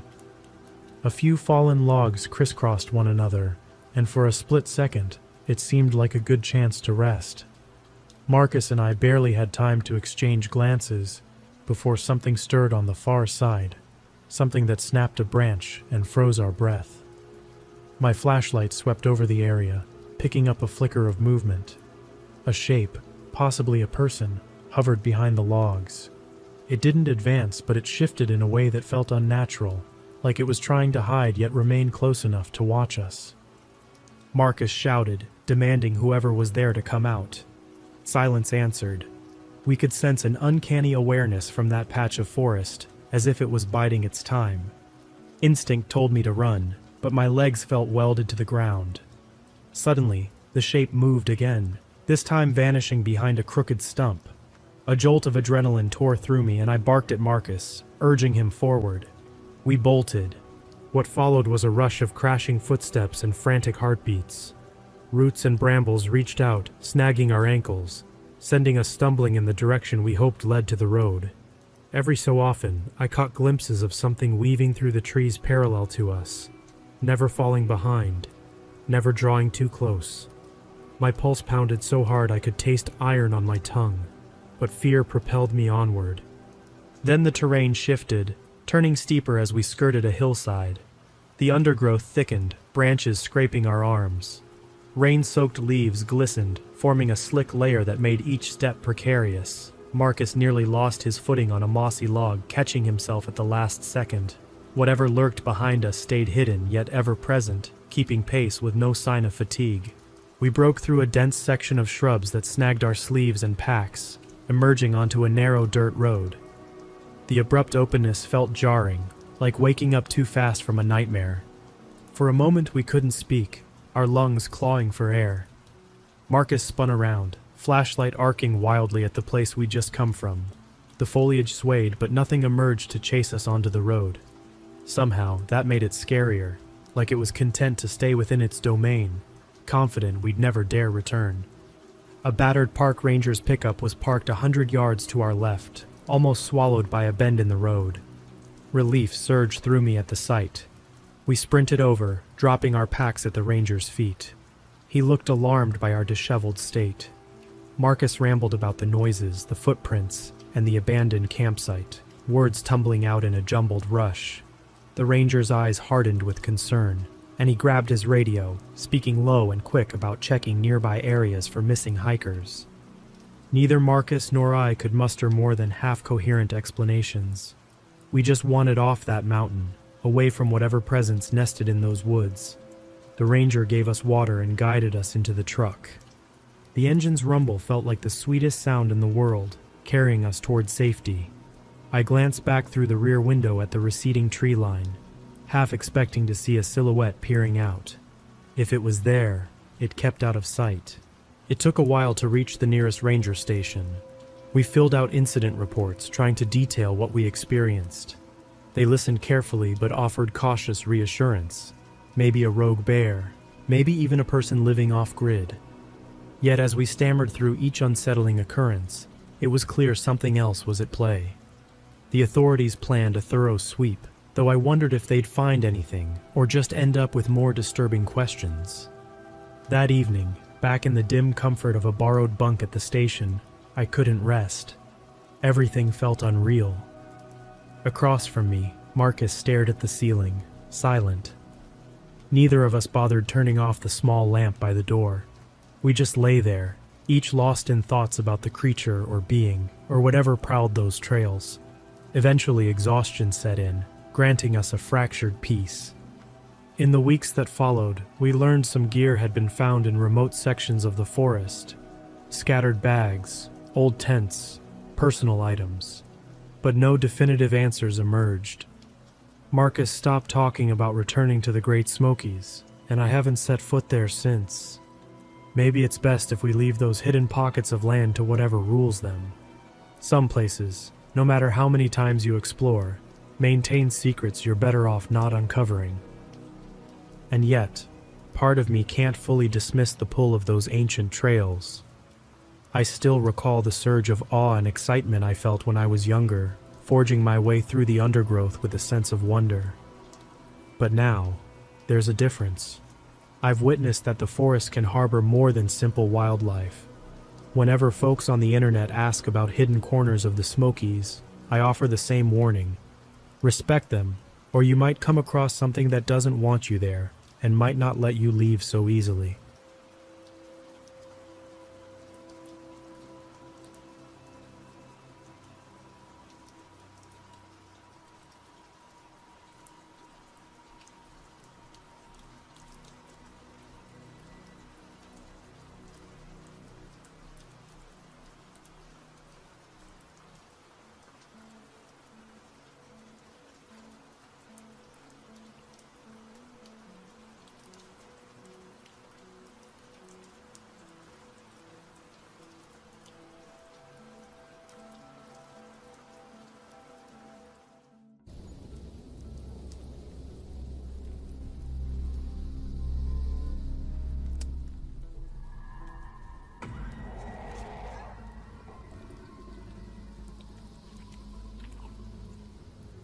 Tonight, we're heading deep into the middle of nowhere, places where the roads disappear, the trees stretch for miles, and when something begins watching you from the darkness, there may be no one close enough to hear you scream. Our first story begins in March of 2002, when 4 college friends arrive at a secluded hunting camp in the Louisiana wilderness and discover that someone has been studying their every move. The second story: a man buys 40 acres at a tax auction for an unbelievable price, only to discover that the property was never truly abandoned. Somebody was already living there, and they have no intention of leaving. And the last story: after drunkenly storming away from a crowded carnival, a young man becomes lost in the woods, just before several voices begin closing in around him, and one of them shouts, "Grab him!" Before we begin, make sure you like this video, subscribe to the channel, and turn on notifications so you never miss another terrifying story. And if you like listening on the go or for sleep, follow the Just Creepy podcast on Spotify, Apple Podcasts, or anywhere you get your podcasts. Now, turn off the lights, put on your headphones, and let's begin.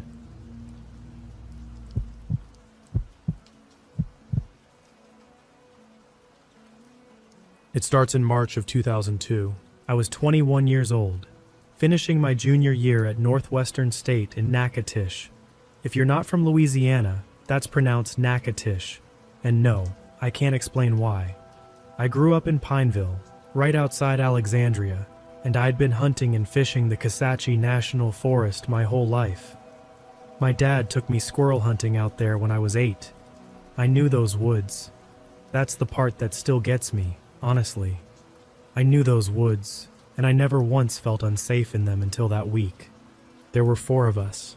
Me, my roommate Bo, who I'd known since high school, a guy named Kyle who lived down the hall from us and had attached himself to our group freshman year and never left, which was fine, because Kyle was the kind of guy who'd give you his last $20 without thinking about it. And Dustin Arsenault. He's the one this story is really about, in a way, even though he'd probably tell you it's about me, since I'm the one who saw the man first. Dustin's uncle owned a camp off a gravel road south of Gorham, in the Kisatchie Ranger District, maybe a 15-minute drive from the Longleaf Vista Overlook if you know the area. When I say camp, I mean camp in the Louisiana sense. A cabin, 1 room, a wood stove, a screened porch, an outhouse, and a hand pump for water that his uncle swore was potable, and none of us fully trusted. The cabin sat on about 12 acres of private land completely surrounded by national forest. You turned off the parish road onto a dirt track, went through a cattle gate, and drove another half-mile through the pines before you even saw the place. No neighbors, no power lines, nothing. Spring break lined up with the opening of turkey season that year, and Dustin's uncle said we could have the camp for the whole week. We thought we'd won the lottery. 4 college guys, a truck bed full of beer, shotguns for the turkeys, fishing rods for Kasachi Bayou, and 7 days with no classes and no girlfriends. I remember the drive in. Bo had a '96 Silverado, and we had the windows down, and it was one of those perfect Louisiana spring days before the humidity turns mean. And I remember thinking this was going to be one of those weeks we talked about for the rest of our lives. I was right about that part, just not the way I meant it. The first 2 days were exactly what you'd picture. We scouted for turkey sign in the mornings, fished the bayou in the afternoons, and sat around the fire pit at night drinking bush and telling the same stories we'd told each other 100 times. The cabin had 2 sets of bunks inside, but the weather was so good that Kyle and I set up tents in the clearing out front, more for the fun of it than anything. The fire pit sat between the tents and the cabin, and past the fire pit was maybe 40 yards of open grass before the tree line started. Longleaf pines mostly, with palmetto and yaupon thick underneath. During the day, it was beautiful.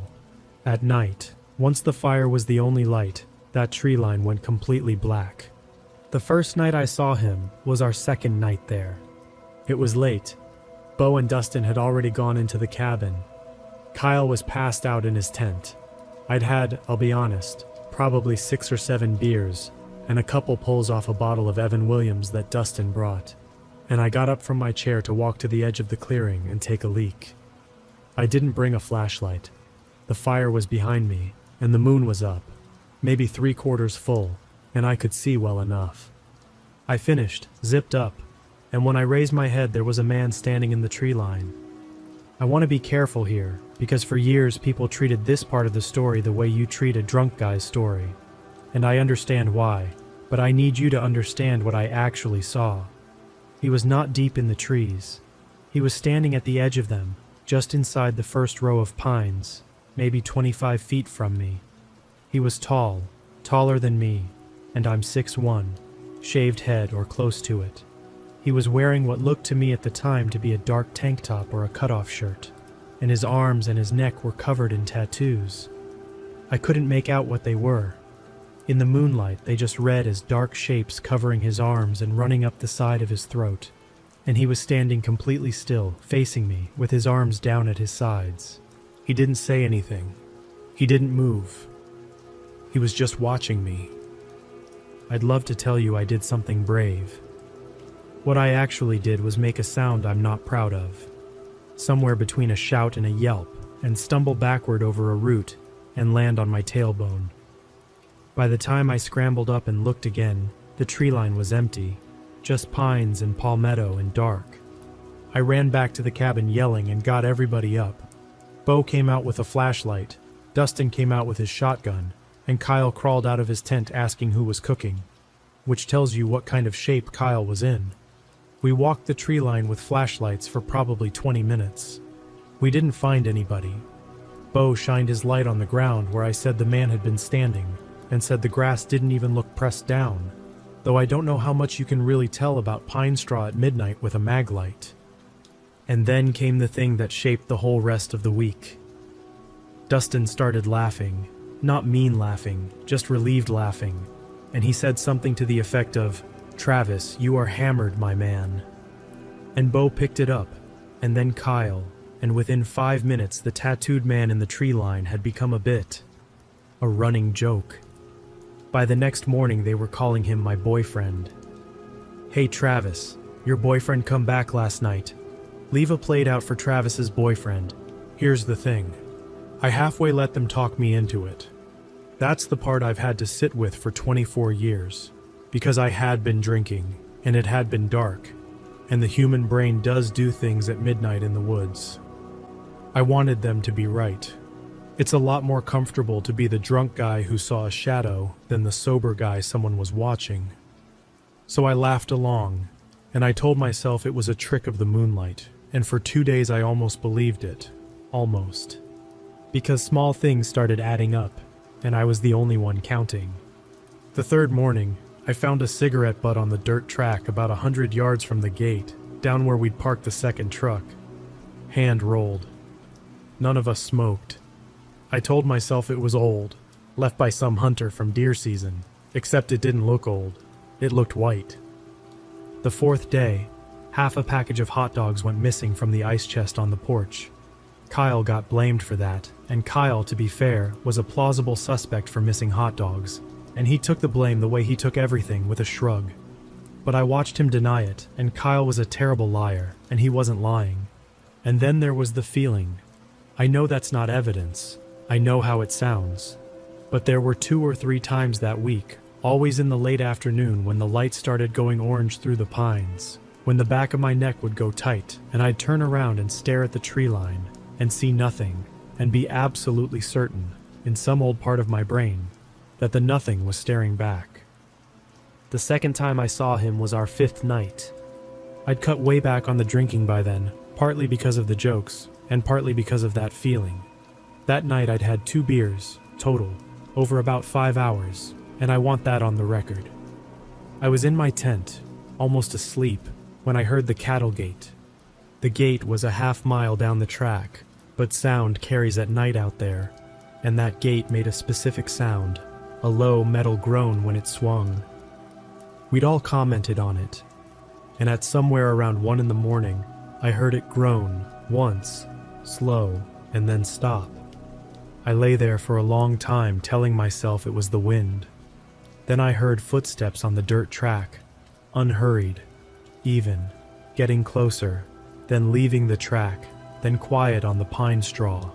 I got my flashlight in my hand, and I didn't turn it on, and I unzipped my tent about 4 inches as slowly as I have ever done anything in my life, and I looked out.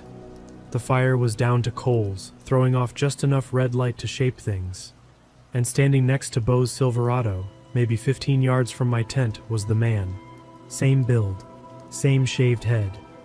He was crouched slightly at the driver's window with his hands cupped against the glass, looking inside the truck. Then he straightened up, and he turned, and for a second the coal light caught the side of his face and his neck, and I could see the tattoos went all the way up under his jaw. He stood there and looked at the cabin for a while. Then he looked at the tents. He looked at my tent. I don't know if he could see the gap in my zipper. I've spent a lot of nights wondering. Then he turned and walked back toward the track, no hurry at all, and he disappeared into the dark. And a few minutes later I heard the gate groan again, and then nothing. I did not sleep. When the sky went gray, I got Bo up and told him everything, and I watched his face do the thing I'd been dreading, that polite, skeptical settling, and he asked me, not unkindly, how much I'd had. 2 beers, I told him. He asked if I was sure, and Dustin came out onto the porch in the middle of this, heard the tail end, and grinned, and said the boyfriend was back, and something in me snapped, and I got loud, and then Dustin got loud, and for about 10 minutes on that porch, it got genuinely ugly between us, in a way it never had in 6 years of friendship. The compromise, and I had to fight for even this, was that we checked the truck. There were smudges on the driver's window. Could have been hand smudges, could have been anything. And it was Bo's truck, and Bo kept it filthy, so that went nowhere. And we agreed, mostly to shut me up, that we'd lock the guns in the cabin instead of leaving them in the trucks, and keep the cabin latched at night. If we'd left the next morning, this would just be a weird story I told at Crawfish Boils. We didn't leave. We had 2 days left, and Dustin had been hearing a gobbler every morning across the drainage northwest of the camp, and there was no version of 2002, where 4 21-year-old guys packed up early because one of them saw a scary man. So on the morning of our 6th day, our last full day, we went hunting. We split into pairs, which is how you hunt turkeys with 4 people. Bo and Kyle went east toward the bayou. Dustin and I took the drainage to the northwest after his gobbler, and I remember being glad it worked out that way, because Dustin and I hadn't fully patched things up from the porch, and 2 hours sitting against a pine tree together tends to fix that kind of thing between men who don't know how to apologize with words. We set up before first light on the near side of the drainage, backs against 2 big longleafs about 10 feet apart, facing a little natural clearing where Dustin figured the bird would strut. Dustin had his uncle's 12 gauge. I had mine. It was cold for March, low 50s, and the woods did that thing they do where the birds start up one section at a time, and the gobbler answered Dustin's call twice from across the drainage, and for about 40 minutes, I forgot completely about tattooed men and cigarette butts, and I was just a guy hunting turkeys with his friend. The first shot took the bark off the pine 8 inches above Dustin's head. I need to explain the sound, because the sound is what I still hear. A shotgun going off in the woods is a boom, round and wide. This was not that. This was a flat, vicious crack, a rifle, and it came with this ripping snap in the air that I later learned is what a bullet sounds like passing close to you. And in the same instant, the tree above Dustin just exploded. Bark and splinters rained down on his shoulders. And I want to be honest about the next 2 or 3 seconds because neither of us did anything smart. We just sat there. We both just sat there with our mouths open, because there was no version of reality we understood in which someone was shooting at us.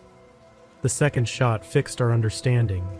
It hit the dirt about a foot to Dustin's left and threw dirt across his legs, and Dustin made a sound I'd never heard him make and rolled sideways behind the pine, and I hit the ground flat, and the third shot cracked over us, and I remember lying there with my face in the pine straw doing the math that would keep me up for the next 20 years. 3 shots, all 3 at Dustin's tree. I was 10 feet away in the open for the first 2, and not one round came at me. Somebody was shooting at Dustin, specifically at Dustin. The shots were coming from across the drainage, from the high side, somewhere in the deadfall on the far slope, and we never saw so much as a muzzle flash. What we did was crawl. There was a shallow feeder cut running behind our position, maybe 2 feet deep, and we slid into it on our bellies and crawled east along it while a 4th shot smacked a tree somewhere above us. And I have a scar on my right forearm from dragging it over a broken root, and I didn't feel it happen and didn't notice until we were back at the trucks and Bo asked why I was bleeding. The crawl took maybe 10 minutes and felt longer than anything I had ever done.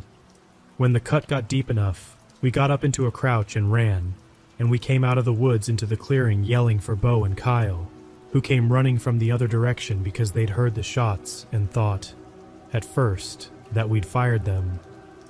It took 30 seconds of both of us talking over each other before Bo's face changed, and I will say this for Bo. Once his face changed, it never changed back. Nobody made a boyfriend joke. Nobody ever made one again. We threw ourselves into the Silverado. All 4 of us. Left the second truck. Left the tents. Left everything. And Bo drove that dirt track at a speed that should have killed us independently of any sniper. There was no cell service out there in 2002. Not that any of us had a cell phone worth mentioning anyway. We drove to the little store up at the Parish Road Junction, the kind of place that sold live crickets and cold beer, and had a payphone bolted to the outside wall. And I stood at that payphone with my hands shaking and called 911.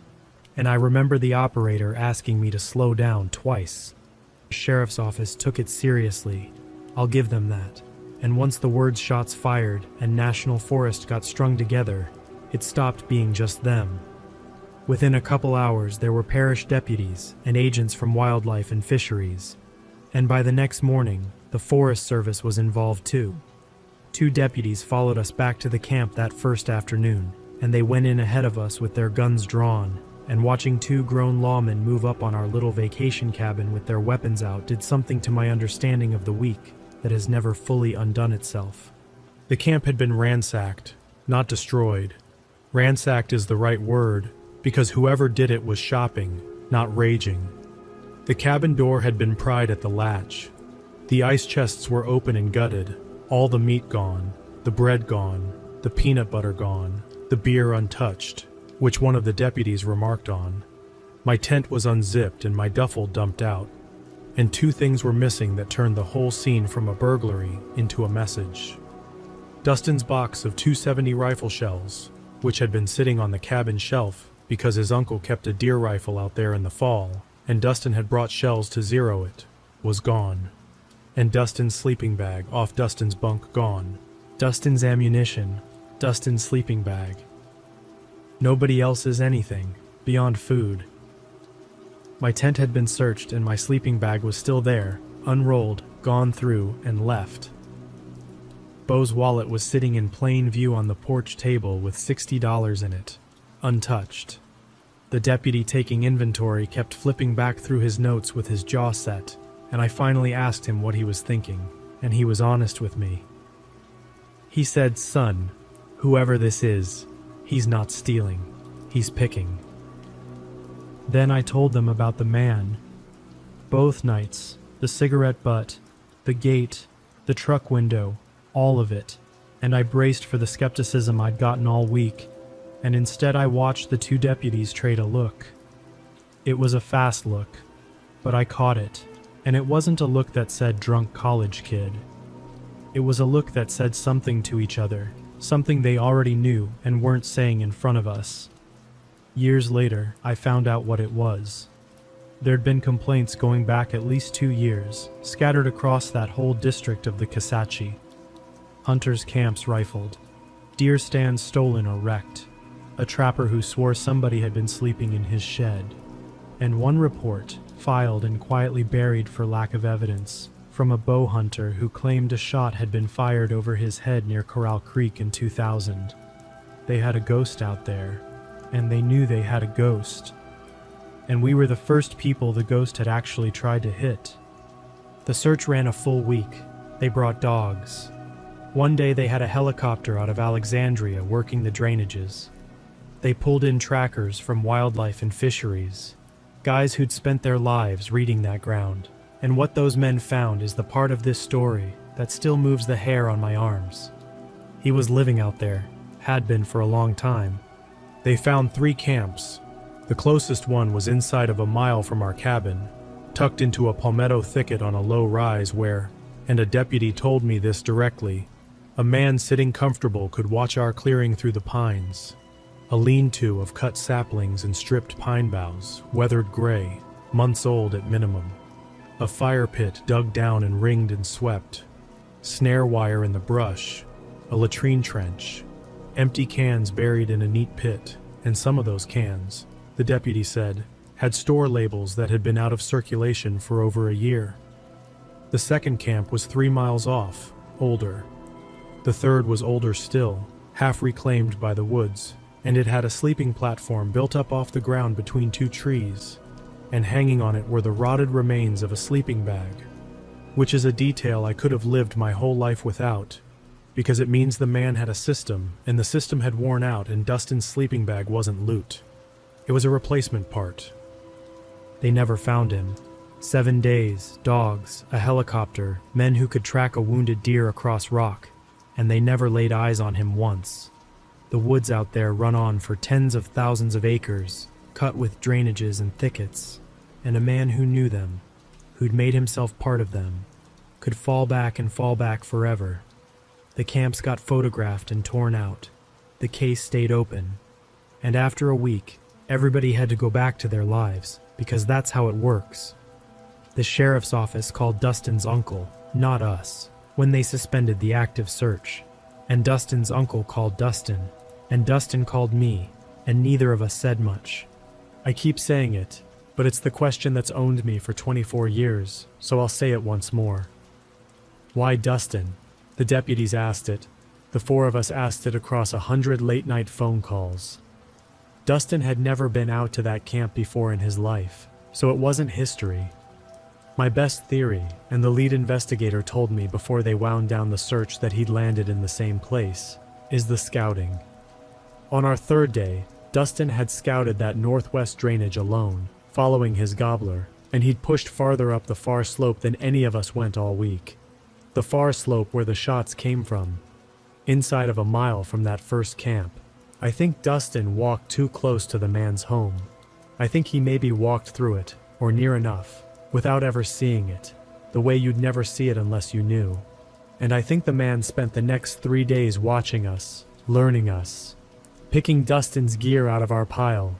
And then, when Dustin came back to that drainage a second time, in camouflage carrying a gun, the man decided he was being hunted, and he corrected the situation.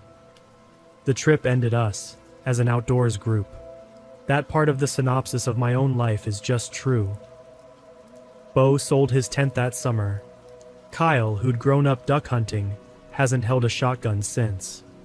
Dustin finished school and took a job in Houston, and I always believed, though he never said it, that the appeal of Houston was partly that it contained no pine trees worth mentioning. And I stopped. All of it. Hunting, fishing, camping. My dad never understood it and I never explained it. Some doors just close. That was the whole story, and it stayed the whole story. That's the part I have to prepare you for, because I know how these things are supposed to end. Somebody gets arrested. Somebody confesses. A name gets attached to the shape in the tree line and everybody gets to exhale. I waited for that ending for years. I'm still technically waiting. The case never closed, but it never went anywhere either. I called the parish sheriff's office every few months that first year, and I always got some version of the same conversation. Still open. Nothing new. We'll call you. The detective who'd worked it, a patient man named Broussard, who never once talked to me the way you talk to a college kid, retired in 2006, and I actually drove up and had coffee with him about a year after that, because I'd heard retired cops will sometimes tell you the things the badge wouldn't let them say. He didn't have a secret. That's what I learned over that coffee. He had the same hole I had. He told me the casings from the far slope were still in evidence, .270 caliber, and that the file had my description in it, the height, the shaved head, the tattoos up the neck, and that in 31 years of police work our case was one of 2 that still followed him around. He said y'all weren't his first. I'd stake my pension on it, and I don't believe y'all were his last. Then he stirred his coffee for a while and said the thing I think about most. He said, a man who can live out there that long doesn't get caught. He gets old, or he gets tired, or he moves. But he doesn't get caught because getting caught happens in town. There were rumors over the years. There are always rumors. In 2004, a bow hunter over near Corral Creek told a game warden somebody had been in his camp while he was on stand, food gone, gear gone through, nothing valuable taken. And when I heard that 1 second-hand through Dustin's uncle, I didn't sleep for 2 nights, because nothing valuable taken is a sentence I understand better than most people alive. In 2009, there was supposedly a shot fired near a camp in Wynn Parish, eastern side of the forest, never confirmed, never solved, no suspect. Every few years I'd hear about some drifter arrested somewhere in central Louisiana, and I'd find the booking photo. And I've probably studied 40 of those photos over the years, hunting for tattoos coming up out of a collar, and it's never him. Or I should say, it's never been him yet, because I still look. My wife caught me doing it once, staring at a mugshot on my laptop at 1 in the morning, and I told her it was work. That's the closest I ever came to telling her. The trip ended us, as an outdoors group. Bo sold his tent that summer. Kyle, who'd grown up duck hunting, hasn't held a shotgun since. Dustin finished school and took a job in Houston, and I always believed, though he never said it, that the appeal of Houston was partly that it contained no pine trees worth mentioning. And I stopped. All of it. Hunting, fishing, camping. My dad never understood it and I never explained it. Dustin and I talk maybe twice a year now. Christmas, birthdays. We don't bring it up much anymore, but a few years back he called me late, and I could tell he'd been drinking a little, and he asked me the question straight out for the first time in probably a decade. He said, "Travis, why me?" And I gave him my scouting theory, the one I gave you, because it's the best I have. And he was quiet for a minute, and then he said, "You know what gets me? It's not the shooting. The shooting was 3 seconds. What gets me is he picked my stuff. He stood in that cabin with all our stuff laid out, and he took my shells and my sleeping bag. He knew which bunk was mine." And I didn't have anything to say to that, because Dustin was right. And there's no theory that makes that part sit down. The shooting was violence. The choosing was something else, something slower, and the man did the choosing over days, in daylight, while we fished and laughed and made jokes about my boyfriend in the tree line. I've built him 100 biographies over the years. An escaped convict who went into the forest instead of across a state line. A veteran who came home to central Louisiana and couldn't live under a roof anymore. Some local man everybody assumed had moved away. I've read everything there is to read about people who go feral in the national forests, and there's more of it than you'd want to know, and none of it has ever handed me his face. The tattoos are the detail that should have solved it. You'd think a tall man with tattoos running up his neck to his jaw would be known to somebody, remembered from a gas station, a jail intake, a church parking lot, something. Broussard thought so too. They ran that description through 3 parishes and got nothing. Either nobody had ever seen him indoors, or the people who had weren't saying. So here's where I have to leave you, and I apologize for it, but I promised you the truth at the start. I don't know who he was. I don't know if the shots were meant to kill Dustin, or to run him off. And there are nights when the 8 inches of air between that first bullet and my friend's head feel intentional in one direction, and nights when they feel intentional in the other, and both kinds of night are bad. I don't know if he watched us drive out that last day from somewhere in the pines, and I'd bet everything I own that he did. And I don't know where he is now. He'd be old if he's alive. Broussard figured him for late 30s or 40s back then, which puts him past 60 now, and maybe he's dead in a thicket somewhere out there with nobody to find him, and the snare wires rusted through, and the whole thing ended years ago without anyone knowing it ended. But the Kisatchie is over 600,000 acres. I looked that number up once and wished I hadn't. 600,000 acres, and men still go out there every fall and pitch their camps and hang their bags and sleep with the tree line 40 yards off. And every single one of them believes the dark is empty, the same way I believed it. Right up until the second I raised my head from the edge of that clearing, and it wasn't. That's my ending. It's the only one I ever got. If some old part of your brain tells you the dark is looking back at you, don't let anyone laugh you out of it. Don't let them make it a joke, and don't help them do it the way I did. Because sometimes the dark is exactly what it looks like. Sometimes it's a man, and sometimes he never gets a name, and he never gets caught, and the last anybody ever knows of him is a groan from a cattle gate, footsteps on pine straw, and a stillness at the edge of the trees, watching, deciding, taking his time.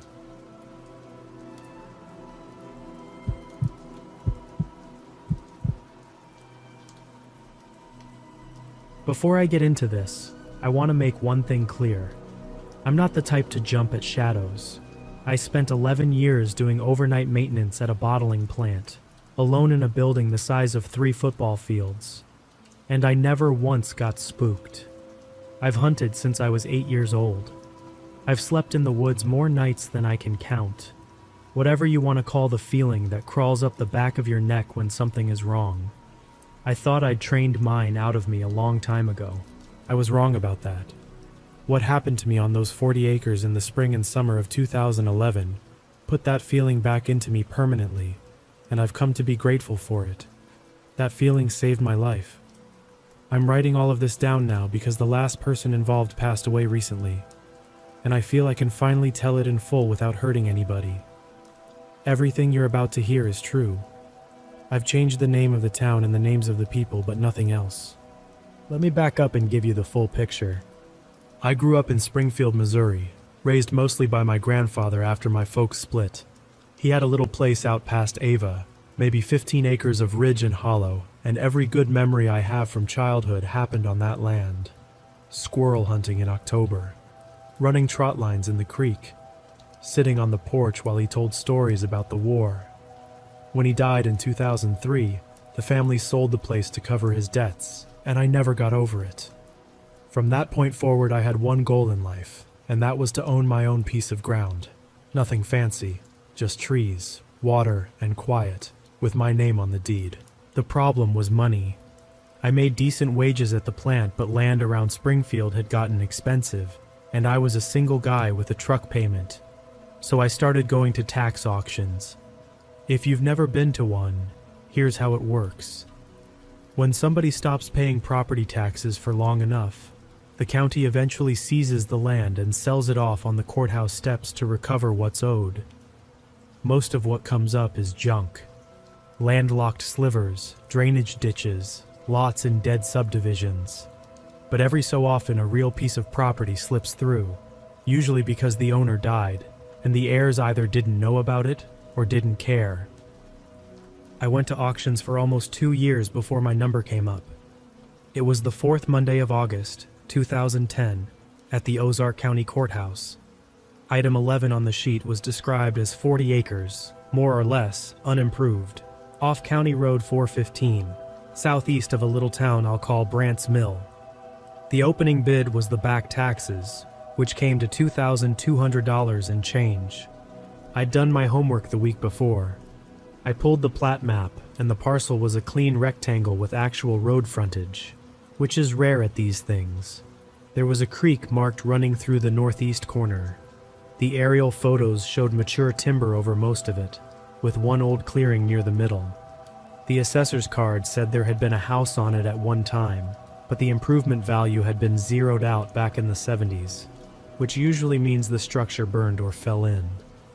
I drove out and looked at it from the road, and all I could see was a rusted gate, a wall of cedar and oak, and a 2-track disappearing into the shade. It was beautiful. I figured I'd be bidding against half the county. Instead, when the clerk read the item, the whole crowd went quiet. One old boy in the back actually chuckled. I raised my hand at the opening number. The clerk looked around for a long moment, and then he banged his little gavel. Final price with fees came to $3,100, 40 acres. I remember standing on the courthouse steps afterward thinking I'd just pulled off the deal of the century, and wondering why nobody else had wanted it. I want you to hold on to that detail. Nobody else wanted it. In a county where hunting land regularly went for $2,000 an acre, a room full of local men let 40 acres with a creek go to an out-of-town stranger for the price of a used lawnmower. At the time, I told myself they just hadn't done their research. Country people are usually the ones telling city people not to be naive. That day, it went the other direction. There's a redemption period on tax sales in Missouri, so I couldn't fully take possession right away. The previous owner, or his heirs, had a window to pay the taxes and claw the land back. Nobody did. The paperwork finalized in March of 2011. The collector's deed showed up in my mailbox, and on the 9th of April 2011, I drove down to walk my land as its legal owner for the first time. I'll never forget that first day, though not for the reasons I expected. The gate at the road was the first thing. Like I said, I'd seen it from the county road the previous summer. It was an old tube gate, rusted orange, hanging crooked on a cedar post. Except now there was a chain on it. A new chain.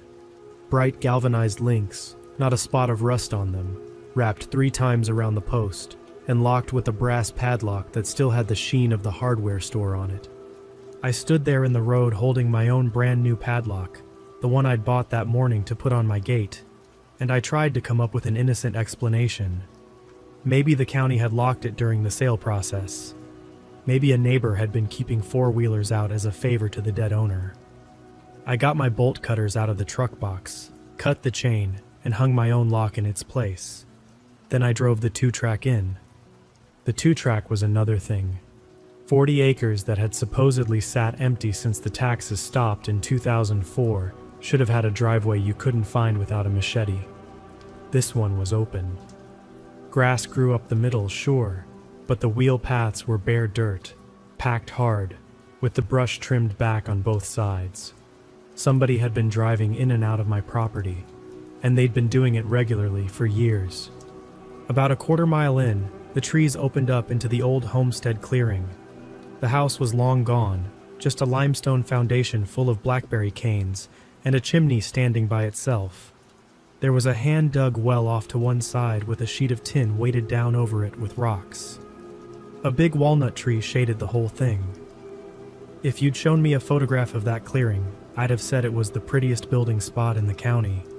Standing in it was different. I want to be careful here because I know how this sounds, and I promised you at the start that I'm not a jumpy person. But standing in that clearing on a bright April morning, birds going in every direction, I had the strong and specific sense that I had walked into a room where somebody lived. Not a wild place, a kept place. The grass in the clearing was shorter than the grass along the two-track. There was a fire ring near the old foundation, made of stacked creek rock, and when I crouched down and put my hand over the ashes, I could smell that they were recent. Days old, not years. Somebody had stacked a supply of split oak against the chimney, maybe a quarter cord, cut clean with a chainsaw.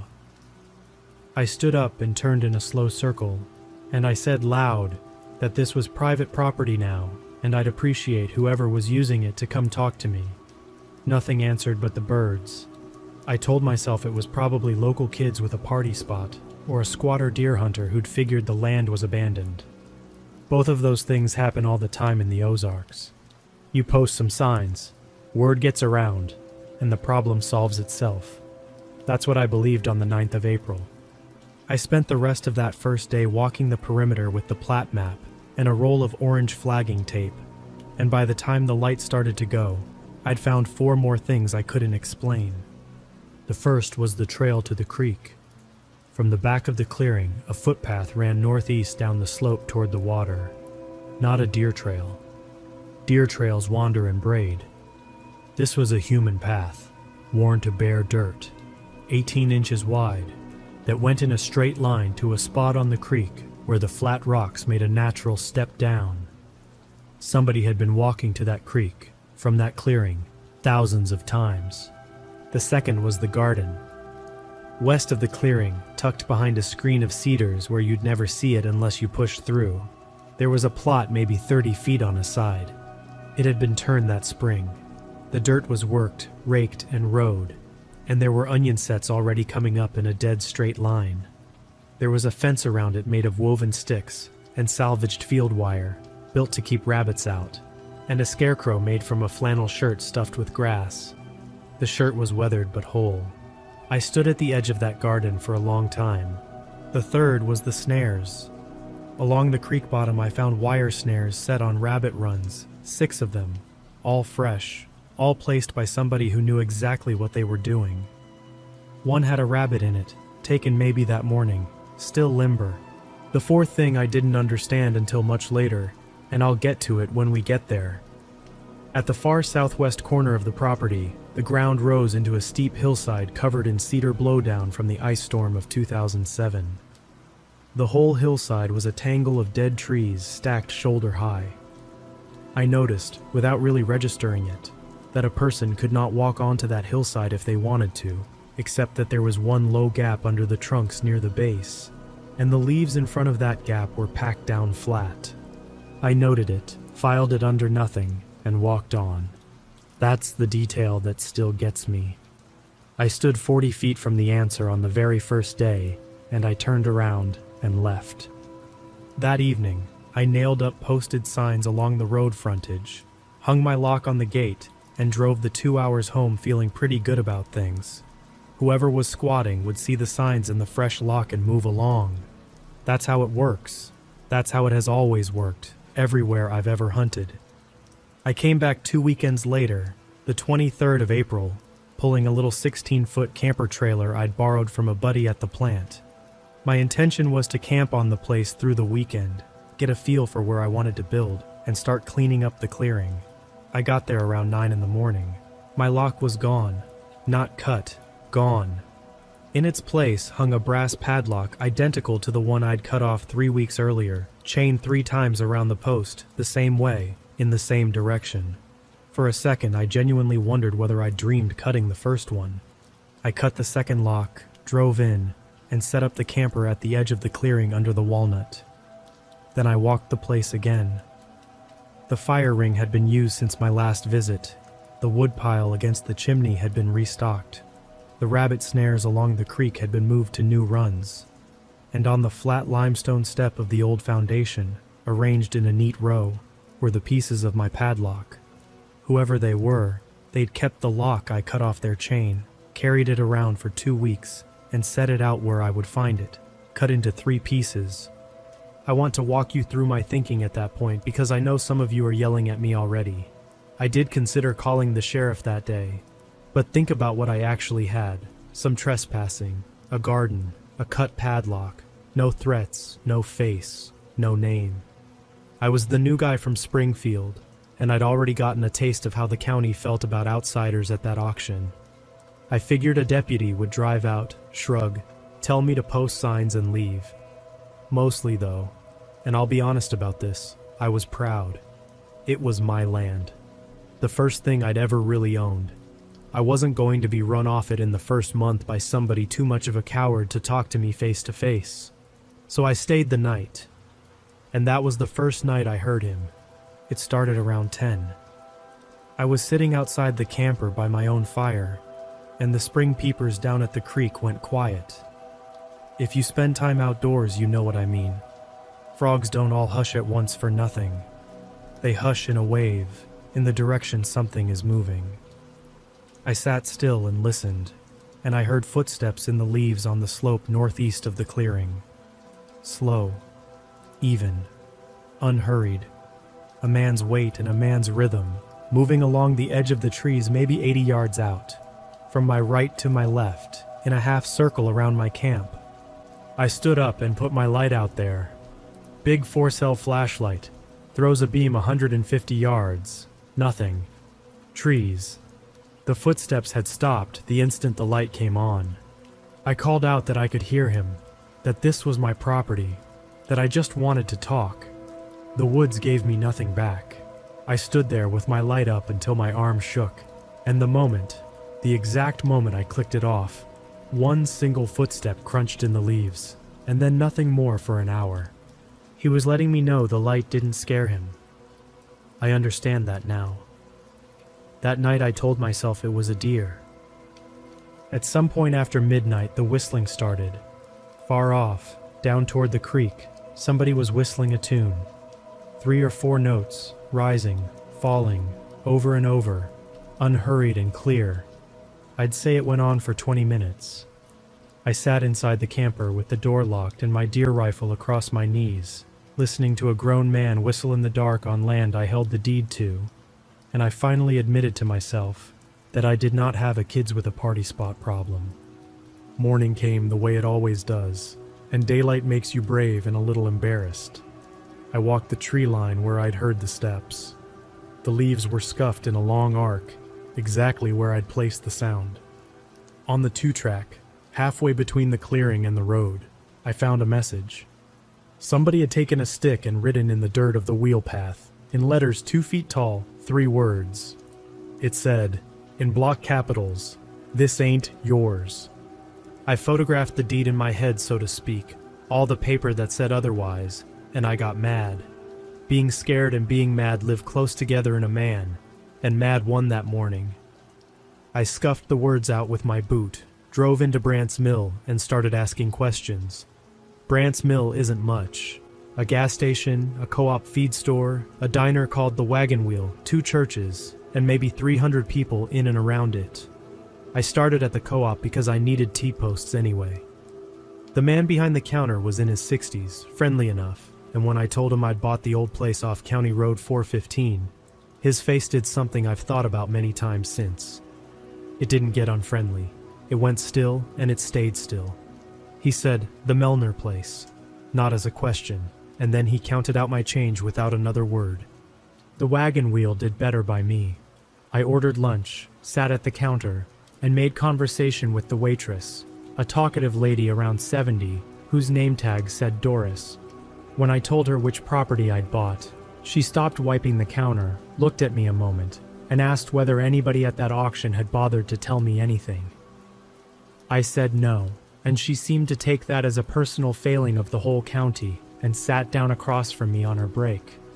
Here's the history I got from Doris, from the county recorder's office over the following week, and from 2 other locals, stitched together into one account. The land had belonged to the Melner family for over 100 years. The old house in my clearing was built by the grandfather. By the 60s, the property had come down to two brothers, Carl and Aldous Melner. Carl was the older, considered normal enough, worked at the sawmill in town. Aldous, who everybody called Aldi, was the younger by 6 years, and by every account I could gather, there was something badly wrong in him from childhood. Not slow. People were careful to say that. Wrong. He hurt animals. He watched houses at night. Girls in town had learned not to walk home alone if Aldi Melner was known to be around. He'd done a stretch in the state hospital in Nevada, Missouri, in the 60s, back when they still did that, and had come home worse, in Doris's words, not better. In 1971, the Melner farmhouse burned down in the night. The mother died in the fire. The fire marshal called it a wood stove accident, but Doris said there wasn't a person in the county who believed Aldi hadn't done it, including his own brother. There was no proof. There never was with Aldi. That was the phrase Doris used, and I heard the same phrase, word for word, from an old man at the gas station 2 weeks later. There never was, with Aldi. After the fire, Carl moved into a house in town, and Aldi stayed on the land. This is the part I need you to pay attention to. Aldi Melner lived on that property, alone, without a house, for over 20 years. People saw his fires from the road. Hunters who wandered onto Melner ground came out shaken, and wouldn't say much beyond that they wouldn't be going back. A trapper who ran the creek in the 80s told people that Aldi had a dwelling out there somewhere, dug into the ground that you could walk past a dozen times and never see. Kids in Brant's Mill grew up warned about him, and no parent ever told them he wasn't real. They told them where his land started. Then, in 1994, Aldi disappeared. The story in town was that he and Carl had a falling out over money, and Aldi went off to Arkansas, or Texas, or nowhere in particular. After a stretch of years with no word, Carl went to the court and had his brother declared legally dead. Doris told me the whole town breathed easier for a decade. Carl kept paying the taxes on the family ground until he died of a heart attack in 2004. He had no children. No will surfaced. The taxes stopped. The county's clock started ticking. And 7 years later, a maintenance man from Springfield raised his hand on the courthouse steps and bought the whole story for $3,100. I asked Doris the obvious question. If Aldi Melner left in '94 and was declared dead, why did every person in Brant's Mill still treat that land as owned? She looked at me for a while before she answered. Then she said that in the 17 years since Aldi supposedly left, no dog in the houses along County Road 415 had ever stopped barking at that tree line. She said hunters still wouldn't go past the creek. She said that 2 years back, a young man doing survey work for the Power Cooperative had walked into those woods with his equipment and come out at a dead run and quit the job that week and never told anybody what he saw. And she said that if I had any sense, I'd resell the parcel to one of the cattle operations, take my profit, and thank God for it. I didn't take her advice. You already know I didn't, or there'd be no story. But I wanted on the record that Doris tried, and she was right. And years later, I drove down and told her so, and she cried a little and charged me for the pie anyway. I did go to the sheriff after that, for whatever it's worth. The Ozark County Sheriff's Department in 2011 consisted of the sheriff himself, 4 deputies, and a jail with 6 beds, covering 700 square miles of some of the roughest country in Missouri. The deputy who took my complaint was polite and completely unsurprised. When I said the name Melner, he wrote it down without asking me to spell it. He told me that legally, Aldous Melner was a dead man, and that whoever was trespassing on my land, be it a squatter, a poacher, or a ghost, my remedies were signs, locks, and patience. He said a car would swing by when they could. He also said as I was leaving, and I believe he meant it kindly, that I ought not to camp out there alone. Through May, I settled into a routine. I'd drive down every second weekend, sometimes with my buddy Ray from the plant, and we'd work on the place, brush hogging the clearing, graveling the worst of the 2-track. I had a builder come out and quote me a slab for a cabin.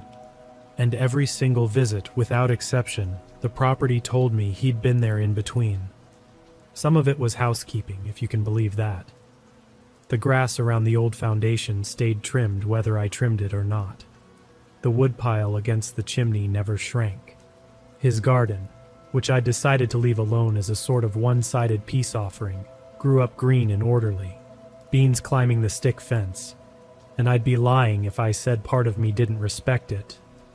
Some of it was surveillance. I'd find where he'd stood.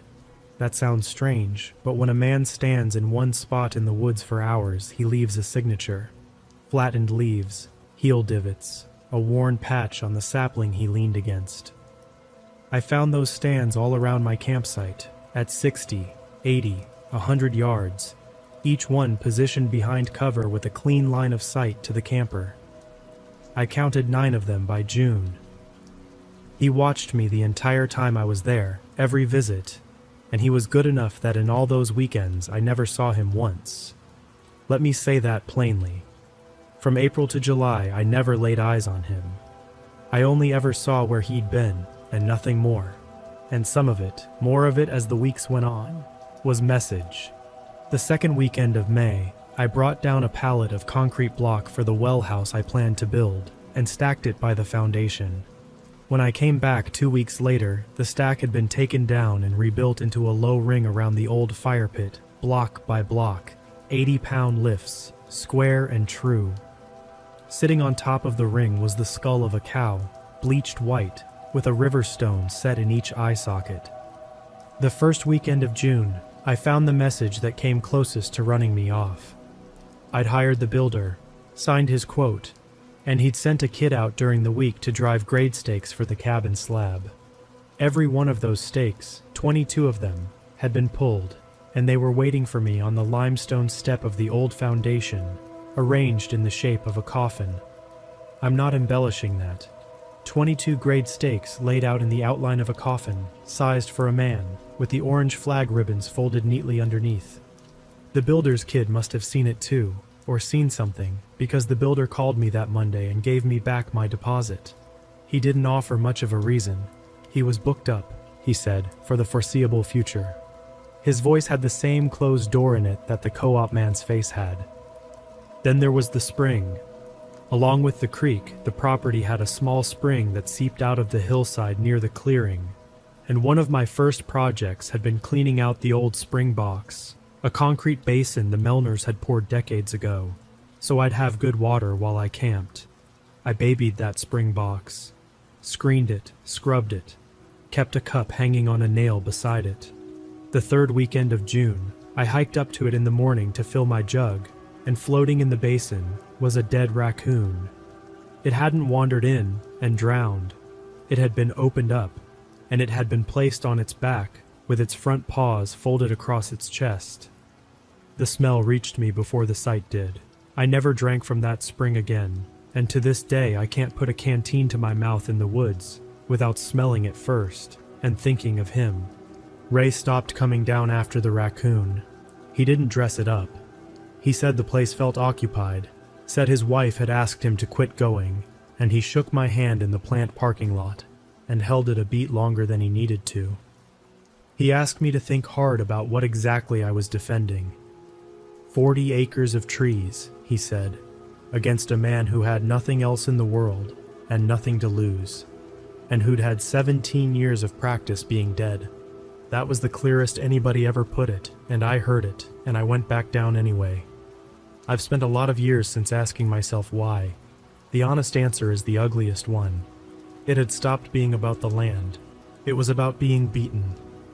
Somewhere in those months, the two of us had gotten locked into something old and stupid, a contest over territory between two males, and everything in me that came down from 10,000 years of stubborn hill people refused to be the one who yielded. He must have felt the same. Neither of us could see the cliff we were walking each other toward. Or maybe he could. Maybe he'd walked other men toward it before. By July, I believe he was done trying to scare me off. I believe the messages stopped being warnings and started being preparations, and I missed the change entirely. Here's what I mean. the nights got quiet. Through the spring, every night I camped, there'd been something. The footsteps, the whistling, once a soft, patient knocking on a hollow tree across the clearing that went on past 2 in the morning. In July, all of it stopped. 3 visits in a row, the woods gave me nothing. The stands where he watched from grew over. The garden went untended, beans hanging heavy and unpicked, and weeds coming up the rows for the first time. To my eye, it read as surrender. He'd seen I wouldn't quit, and he'd finally drifted off to wherever dead men drift. I actually celebrated. I sat by my fire on the night of the 9th of July, drinking a beer, feeling that I'd finally won a long, hard thing. I know now that the quiet meant he'd stopped living out ahead of me where I could read him, and had pulled back to the one place on that property I'd never looked. He wasn't gone. He was waiting to see whether I'd have the bad sense to come find him. And on the morning of the 23rd of July 2011, that's exactly the bad sense I had. It was a Saturday, forecast to hit 100 degrees, and I decided to spend the cool hours walking the Southwest 12, the one corner of the property I still didn't know well. That's the steep hillside I mentioned at the beginning, the one buried in cedar blowdown from the ice storm. My thought was to figure out whether any of the downed timber was worth salvaging for lumber before it rotted. I left camp at 6 in the morning with a water jug, a machete, and because habits die hard, my grandfather's old lever-action carbine slung on my back. That rifle habit is one of 2 reasons I'm alive. The other one is a rabbit. I worked my way along the base of the hillside for an hour, marking cedar trunks with flagging tape. It was slow, sweaty, thorny work, and my mind was fully on lumber when a cottontail broke cover practically under my boot and shot along the base of the slope. Without thinking anything at all, my eyes followed it. The rabbit ran 30 yards and vanished into a low gap under the stacked trunks. The same gap I'd noticed in April, the one with the leaves packed flat in front of it. Except in April, I'd been 40 feet away and incurious. Now I was 10 feet away, and I could see what the gap actually was. The trunks over it weren't windfall, they'd been placed. Notched and stacked, wilderness masonry, with brush wired on top, and the gap at the base wasn't a gap. It was a doorway, cut square, framed in cedar posts gone gray, and hanging in that doorway, pushed aside just enough for a rabbit, was a door made of rough planks, faced on the outside with bark so that shut, it would disappear into the hillside completely. I stood in front of that door for a long time. Every sensible cell in my body lined up and voted to walk away, drive to town, and hand the whole thing to the sheriff. I have replayed the moment more times than I can count, and in the replay I always turn around. In life, I told myself the quiet weeks meant it was abandoned, that I was only going to look, that a landowner had a right to know what was on his ground. I put my hand on that bark-faced door, and I pulled it open, and I stepped down into the dark of Aldi Melner's house. The first thing that reached me was the smell. Cold earth, wood smoke, tallow, and under all of it a human smell, the smell of an occupied den. 3 steps cut into the clay led down, and then the ceiling opened up and I was standing in a room. I want to describe this carefully, because when the story finally hit the papers, they called it a hole in the ground. And that isn't fair to what the man built. It was a dugout in the old style, the kind the first settlers wintered in, except he'd had 4 decades to perfect his. The main room was maybe 12 feet by 16, shored with cedar posts and oak beams, walls faced with flat creek rock laid dry. The floor was packed clay, swept. There was a stove made from a barrel with its pipe running up through the hillside, and I understood then why nobody ever saw smoke. The pipe elbowed sideways through 10 feet of rock and brush before it reached open air, and he only ever burned bone-dry oak. There was a rope bed with wool blankets folded at the foot, military style. Shelves cut into the walls held mason jars by the 100, beans, tomatoes, rendered fat, smoked meat. There were tools on pegs, every one of them clean and oiled. A shelf of swollen paperback westerns. A kerosene lamp with a polished chimney. And down a short dog-leg passage, there was a second room, and the second room is the one I still see when I close my eyes at night. The second room was his museum. That's the only word I have for it. Shelves floor to ceiling on 3 sides, and every shelf held belongings. Not his. A rabbit-lined denim jacket folded. A woman's purse, cracked leather, sitting upright with the strap coiled around it. A hard hat with a Power Cooperative sticker on the brim. Eyeglasses, 5 or 6 pairs, arranged by size. A child's shoe, single, white gone gray, displayed on a shelf by itself, with a river stone set on either side of it, the same arrangement as the stones in the cowskull's eyes. And I understood that everything in this room was displayed, curated, honored in whatever order that man's mind kept. On the near shelf at eye level sat a wallet. I opened it. The driver's license inside belonged to a man named Daniel R. Pruitt, born 1984, an address in Mountain Home, Arkansas. The license had expired in 2010. I stood there in a dead man's earth house holding a stranger's face in my hands, and my mind, which had been refusing all morning to accept the obvious, finally accepted it. The surveyor who came out of these woods running had been the lucky one. Others hadn't been. I was standing in the proof, and some of the proof had been down here waiting a very long time. And the newest thing in the room, the thing that hadn't gathered any dust at all, was on the bottom shelf nearest the door. It was my padlock. The first one, the one he'd cut into 3 pieces and returned to me on the foundation step. I'd left the pieces sitting there in April. He'd taken them back. My lock had been added to the collection, and it took me a second too long to understand what that meant, and I'll tell you what it meant. It meant the collection had already made room for me. 2 things happened in the same breath. First, my whole body went cold in 100-degree July, crowned to boot soles.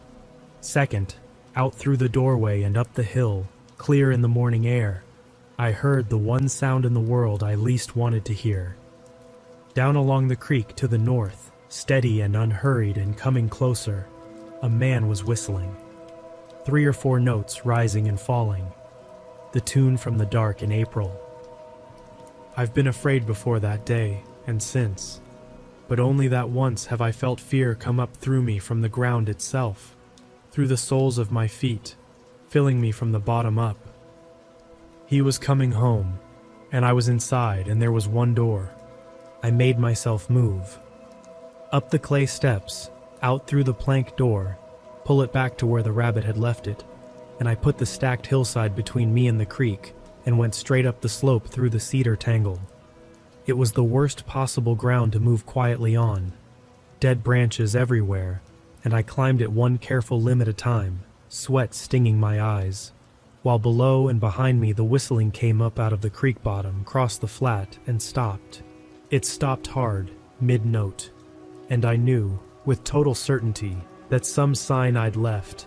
A scuffed leaf, the door an inch off true, my boot smell hanging in the doorway of his home, had just told Aldi Melner everything.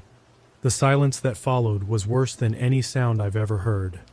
I got behind a windfall root wad near the top of the slope and put my back against it and got the carbine off my shoulder, and I listened to a quiet so complete I could hear my own pulse in it. He didn't call out. He didn't crash around. For 10 minutes the woods gave me nothing at all, and I began, insanely, to hope. And then a crow flushed cursing out of the timber 100 yards to my west, upslope, above me, between me and the direction of my camp. He hadn't followed my trail. He didn't need to. He'd lived on those 40 acres since before I was born, and he'd simply walked around, up the easy face of the hill, to get above me and cut me off from my truck. I was 31 years old and strong, and none of that mattered even a little. On that ground, in that timber, I was the visitor, and I was being handled by the owner. What saved me over the next hours, and I want to be straight that it was luck and not craft, was the ice storm. That hillside of stacked blowdown was the one piece of the property he couldn't move through any faster than I could, and I was already in the middle of it. I went sideways, east, on my belly under the trunks, moving when the wind moved the treetops, and freezing when it died. And it took me the length of the morning to cover what a man walks in 10 minutes. Twice in those hours I saw him. Understand, after 4 months of contest, Those were the first times I ever saw him, and I saw him for maybe 4 seconds total, and that was enough for the rest of my life. He came through a gap in the cedars below me, moving across the slope with the low, sliding, economical gait of a man for whom walking in timber was the native condition. And every few steps he stopped and held still in a way I've never seen a human being hold still. He was tall and rangy, all cord and joint, gray hair tied back, dressed in earth-colored clothes gone soft with age, and he was carrying, low along his right leg, a long-handled tool that I first took for an axe, and later learned was a brush hook. He passed within 40 yards of me. His head never stopped its slow traverse. I lay under a cedar trunk with a round chambered and my heartbeat pounding in my throat, and I did not breathe, in the fullest meaning of those words, until he'd moved on down the slope and out of sight. You'll ask why I didn't shoot. People have asked me that for years. Usually people who've never pointed a rifle at a human being. I'll give you the 2 answers I have. The lawful answer is that a man walking on land he doesn't own carrying a farm tool isn't something you get to kill him for. And everything I knew that morning, the wallet, the shoe, the museum, was knowledge, and none of it was proof of anything a prosecutor could hold. The true answer is that I was praying, actually praying, that I would not have to find out whether I could. By early afternoon, I'd worked to the east edge of the blowdown, and there I made my second decision of the day that could have killed me, though this one at least had reasons behind it. My truck, my phone, and my keys were at camp, a half-mile north across open timber. The county road was a 1.5 miles south behind me, but the road was empty on Saturdays, and it was 8 miles of walking to the nearest occupied house, and I'd seen enough that morning to believe that Aldi Melner could take me on a road as easily as anywhere else, and would now, because he had to. The moment I'd opened that plank door, his 17 dead years and my 40 acres had stopped mattering. I knew about the second room. From here on, only one of us was leaving that county with what he knew. So I chose the truck. I waited out the afternoon under the root wad, soaked through with sweat, rationing a jug of warm water, and I watched him hunt me. That's what the balance of the day was. There's no other honest word. Twice more I heard him move a line across the hillside, patient, methodical, working the blowdown in ordered passes, back and forth, leaving no lane unchecked. Once, from a long way off, I heard the whistling again for a minute or two, and I understood it finally. It wasn't for himself, and it had never been a taunt exactly. It was for me. It was the sound a man makes to move deer along, to make the hidden thing lose its nerve and bolt. I chewed on my shirt collar and stayed put. Dark came a little after 9. There was no moon to speak of. I gave it another hour, and then I came out of the blowdown on my hands and knees and started north for camp. And the last long chapter of that day began. A half-mile of night timber, moving quietly, takes about 2 hours. I know because I've timed it since, on friendlier ground, trying to make peace with that night. It took me closer to 3, because every third step I stopped and listened, and because twice I heard, or believed I heard, movement pacing me off in the dark, and went to the ground and lay there with my face in the leaf litter for a quarter hour at a stretch. To this day, I can't tell you whether he was actually beside me for those stretches, or whether my mind had begun inventing him. I can tell you that the second time, whatever it was came close enough that I heard it breathe. One long, slow exhale through the nose, 10 yards out in the black, and then nothing. Possums don't breathe that big. Deer blow and stamp. Whatever stood there considered me for a moment and withdrew, and I lay in the leaves and thought about the child's shoe with the river stones beside it, and I bit down on my sleeve to keep my breathing quiet, and eventually I crawled on. I came up on the clearing from the south a little after 1 in the morning, and I lay at the edge of it a long time before I moved. The camper sat pale under the walnut. My truck sat next to it. Everything was exactly where I'd left it, moonless dark, dead still. And every hair on me stood up anyway, because the clearing felt exactly the way the whole property had felt on the very first morning. Occupied. But there was no choice in it. My keys hung inside the camper, I crossed the open grass at a fast walk, feeling watched the whole width of it, eased the camper door open, took the keys off the hook, and left everything else, wallet, phone, cooler, the works. 15 seconds later, I was in the driver's seat with the door locked, and I turned the key, and the motor caught, and for one whole breath, I believed I was out of it. The truck rolled 6 feet and settled, front left corner first, then the rear. That sick sinking feel every driver knows. I didn't have to look. All 4. I found out later he'd opened the valve stems, no slashing, nothing so loud. Just quietly let the air out of all 4 tires sometime during the day, and it told me 2 things. He'd known since morning that I'd have to come back to this clearing, and he'd wanted me to get in the truck, get the keys turned, get one taste of leaving, before I understood I wasn't going anywhere. The tires were the point. The truck was no longer my way home. It was a trap sitting in the middle of 40 acres of his ground, and I'd locked myself inside it. Headlights on a dead truck light the world for one man and blind the other. I understood that even then, so what I did instead was reach up and turn the dome light switch off, crack the door, and slide out into the grass on the far side from the camper. And it was in that exact second, with one boot on the ground, that the clearing lit up. He had a light. Of course he had a light. A big handheld spotlight, the kind that plugs into a battery. And where a man living in a dugout since the 90s got one is a question the investigators answered later, in a way I'll get to.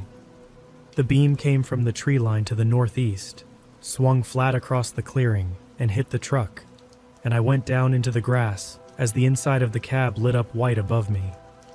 The light held there. He thought I was in the truck.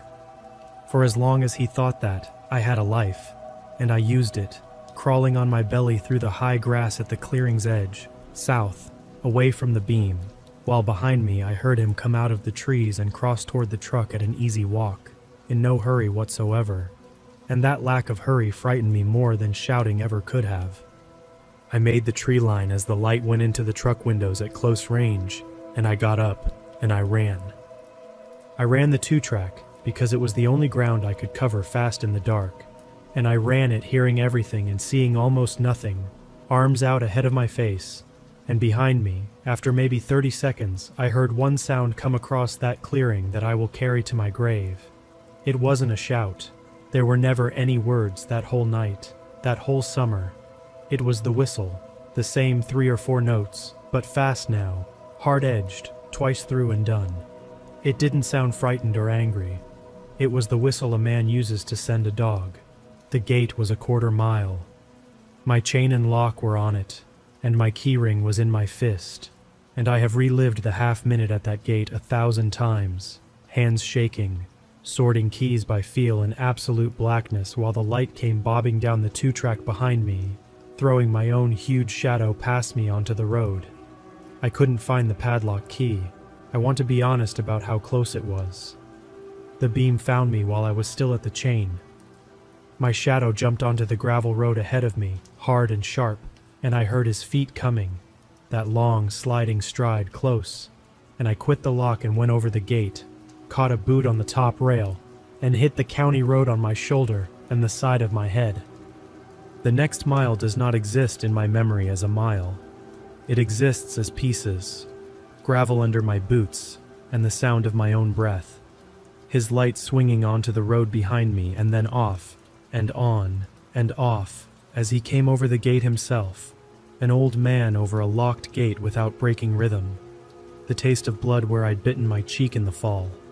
The absolute knowledge that he was faster than me on this ground at night, 60-some years old and faster than me, and that the gap was closing, and that nobody on earth knew where I was. And then the hill, and the headlights. County Road 415 runs a long grade down to a low water crossing about a mile west of my gate, and as I came over the crest of that grade, the bottom of the hill lit up. A pickup was coming through the crossing toward me, headlights up the grade, and I ran down the middle of the road at those headlights, waving my arms and yelling with what breath I had left. The truck locked its brakes, and behind me, the spotlight simply went out. I've thought a lot about the man in that pickup, because it was 4 in the morning, and what came down out of the dark at him was a bleeding, raving stranger with a rifle slung on his back, and he did not run me over or reach for anything. He rolled his window a hand's width down, listened to about 10 words of what I was yelling, and said, "Get in." He was a poultry farmer named Virgil, headed to his barns for early chores, and he had the county fire department's frequency and a radio in his truck.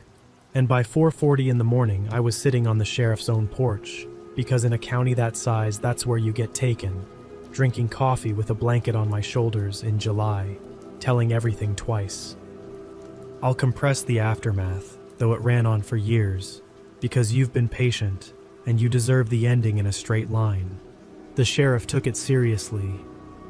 Whatever I'd expected from my springtime visit to the deputy, the name Melner plus the words second room got me the sheriff himself, dressed and armed before 5.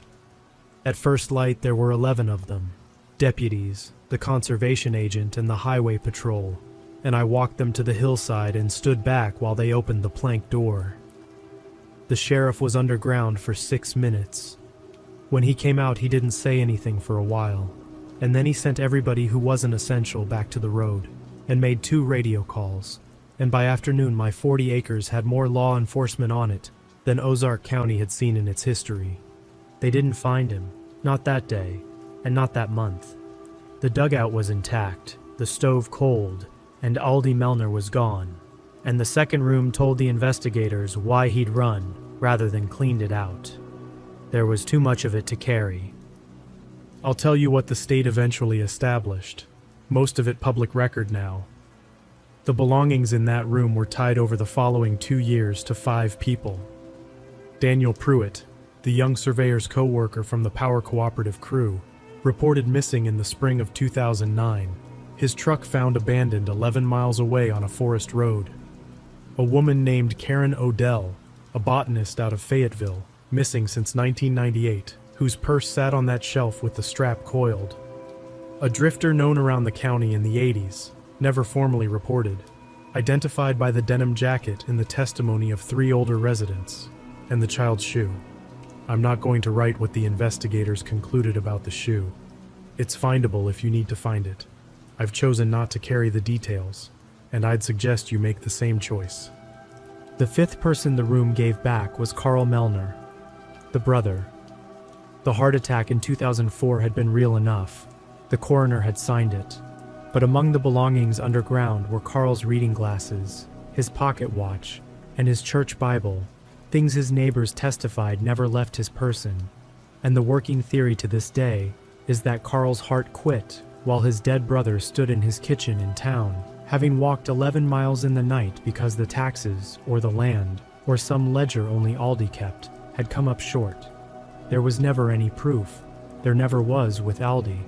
They caught him on the 3rd of October, 2011, 71 days after that night.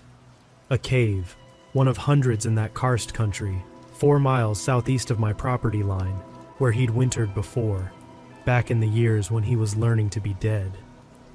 A trapper spotted smoke sign at the entrance and had the sense to back straight out and call it in. It took 9 officers, and he fought them at the end with the brush hook, silent the whole time. They all remarked on that, 68 years old and silent as they took him to the ground. Nobody died doing it, which I consider a miracle. He never spoke a word in custody, not to investigators, not to the psychiatrists, not to the judge. The court found him incompetent to stand trial, and Aldous Melner went back to the state hospital system that had turned him loose in the 60s, and he stayed there under commitment while the missing persons cases were formally closed around him one by one, resolved by evidence rather than confession. He died there of pneumonia in February of 2019, and it was that death, finally, that let the family say things publicly. And that lets me write this now. As for the land, I sold it in 2012 to a cattle operation out of West Plains for a fair price at a closing where nobody made small talk. The buyer bulldozed the blowdown hillside and pushed the dugout in, filled it, and ran fence across it, and I'm told cows graze over it today and don't care. Before the sale closed, I drove down one last time. The state had released the property, The camper and truck were long since recovered, and I stood in the clearing under the walnut in the cold and made myself stay 10 minutes. The grass around the old foundation had grown up shaggy at last. The garden fence had fallen. The place felt, for the first time since the 9th of April, unclaimed. I took 2 things away from those 40 acres, and I'll leave you with them, because they're the whole reason I wrote this out.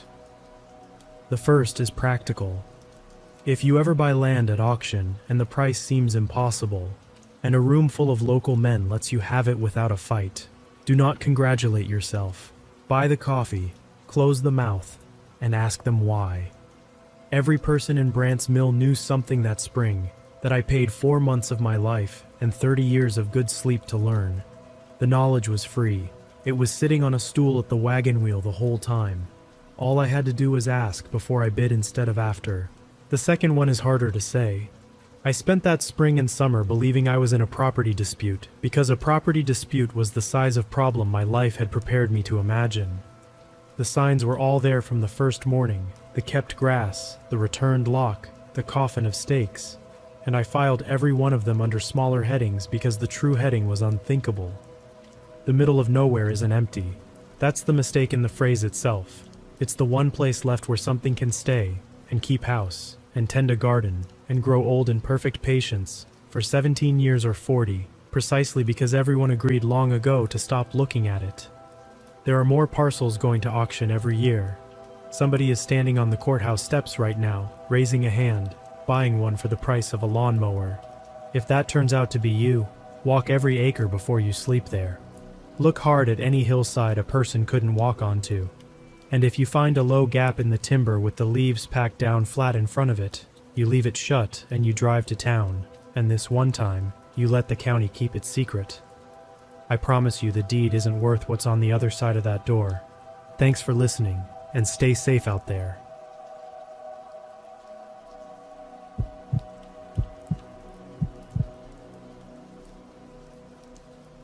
I want to say up front that I was the problem that night.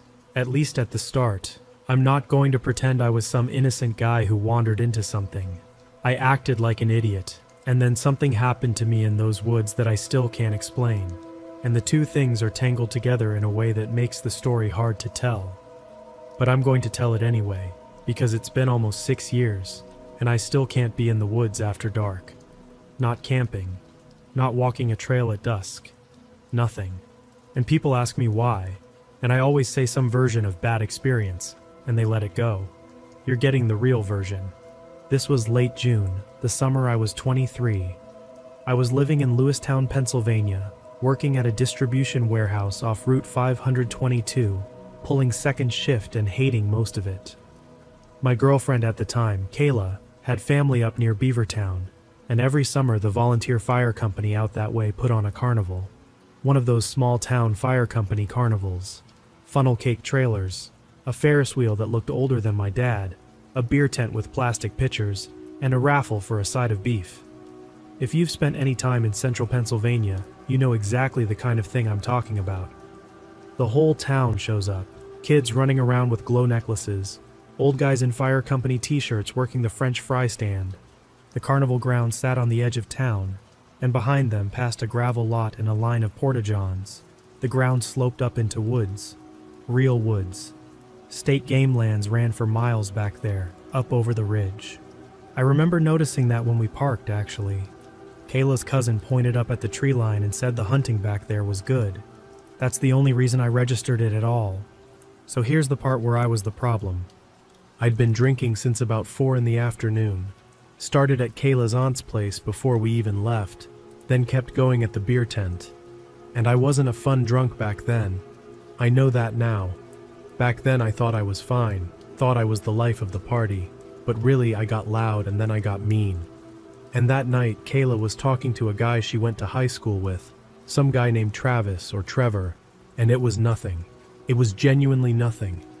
2 people catching up at a carnival while I stood there holding a plastic cup. But 23-year-old me, 6 or 7 beers deep, decided it was something.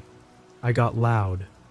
I said some things to her, right there by the ring toss, in front of her cousins, in front of strangers, in front of a whole line of families. Someone told me to calm down, and I told him where he could go. Kayla was crying. Her cousin got between us, and I remember shoving my cup into his chest, beer going everywhere, and saying something along the lines of, "Forget all of you," except that's not the word I used. And then I stormed off, not to the car. That would have required me admitting I needed the car keys which Kayla had. No, I walked the other direction, past the porta-johns, across the gravel lot, and straight up into the tree line, because in my head I was making some kind of statement. I was going to disappear into the woods and cool off, and everyone was going to feel terrible and come looking for me. Nobody came looking for me. I want to describe what those first 20 minutes were like, because I think about them a lot. I went in angry, crashing through brush, not looking where I was going, muttering to myself. There was still daylight, but it was that late evening kind, maybe 8:30, 8:45, where the light comes in sideways and everything under the trees is already dim. I walked hard for a while, uphill, mostly. I remember stepping over a stone wall at some point, one of those old property walls that run through the woods out there, and thinking, and just continuing. The anger burned off the way it always did, fast and all at once, and left me standing in the middle of the woods feeling stupid. That's when I turned around to walk back, and I couldn't tell which way back was. I know how that sounds.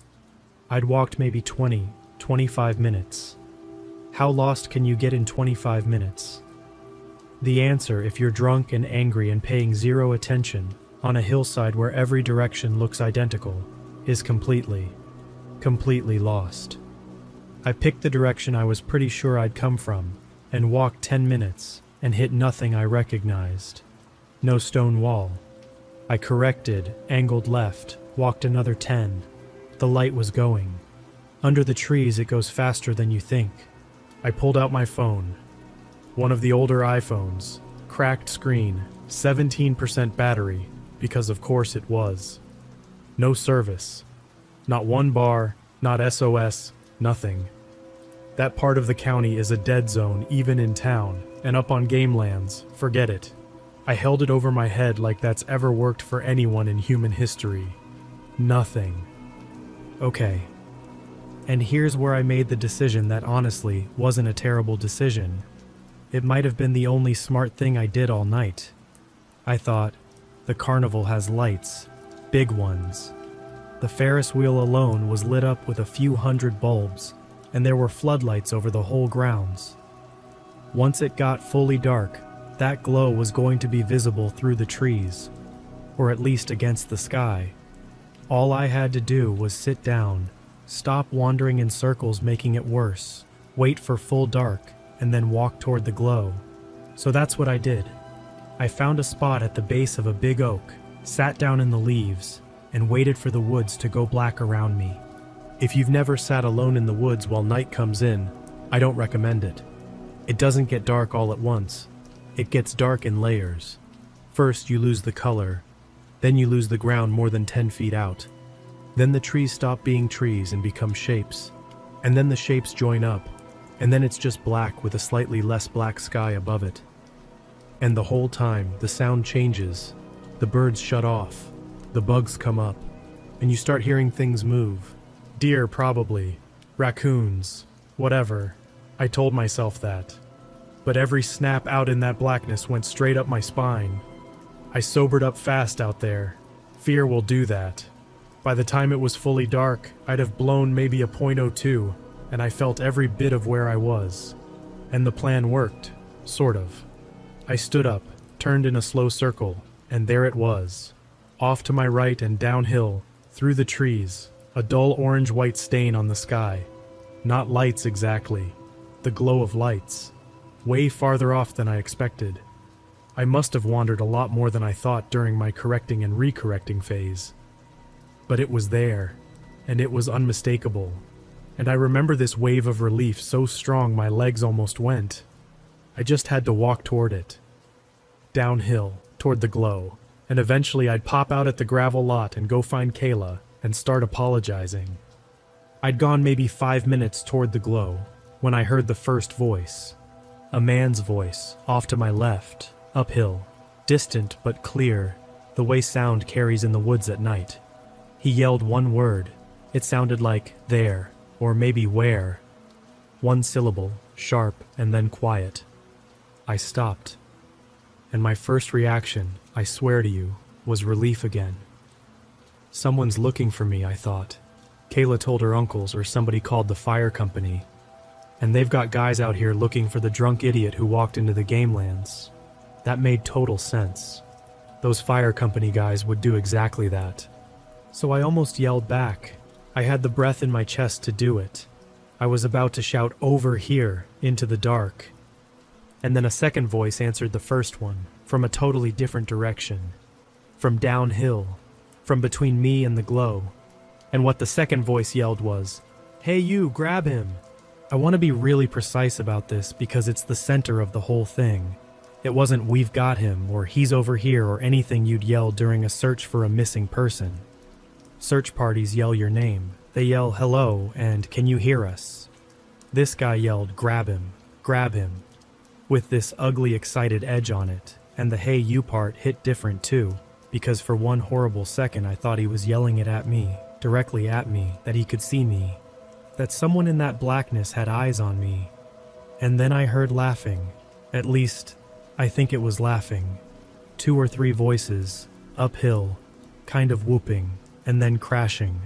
Fast crashing, brush breaking, multiple sets of feet, and it was coming downhill in my direction. Every rational thought I had just left. I ran. I ran downhill toward the glow because that was the only direction that meant anything.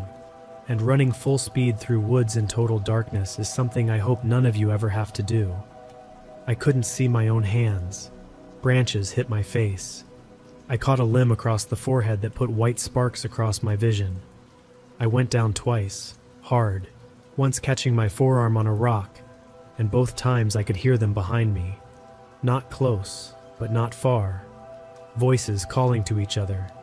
At one point, one of them let out this long yell, and another one yelled something I couldn't make out, and then, clear as anything, he went down toward the light.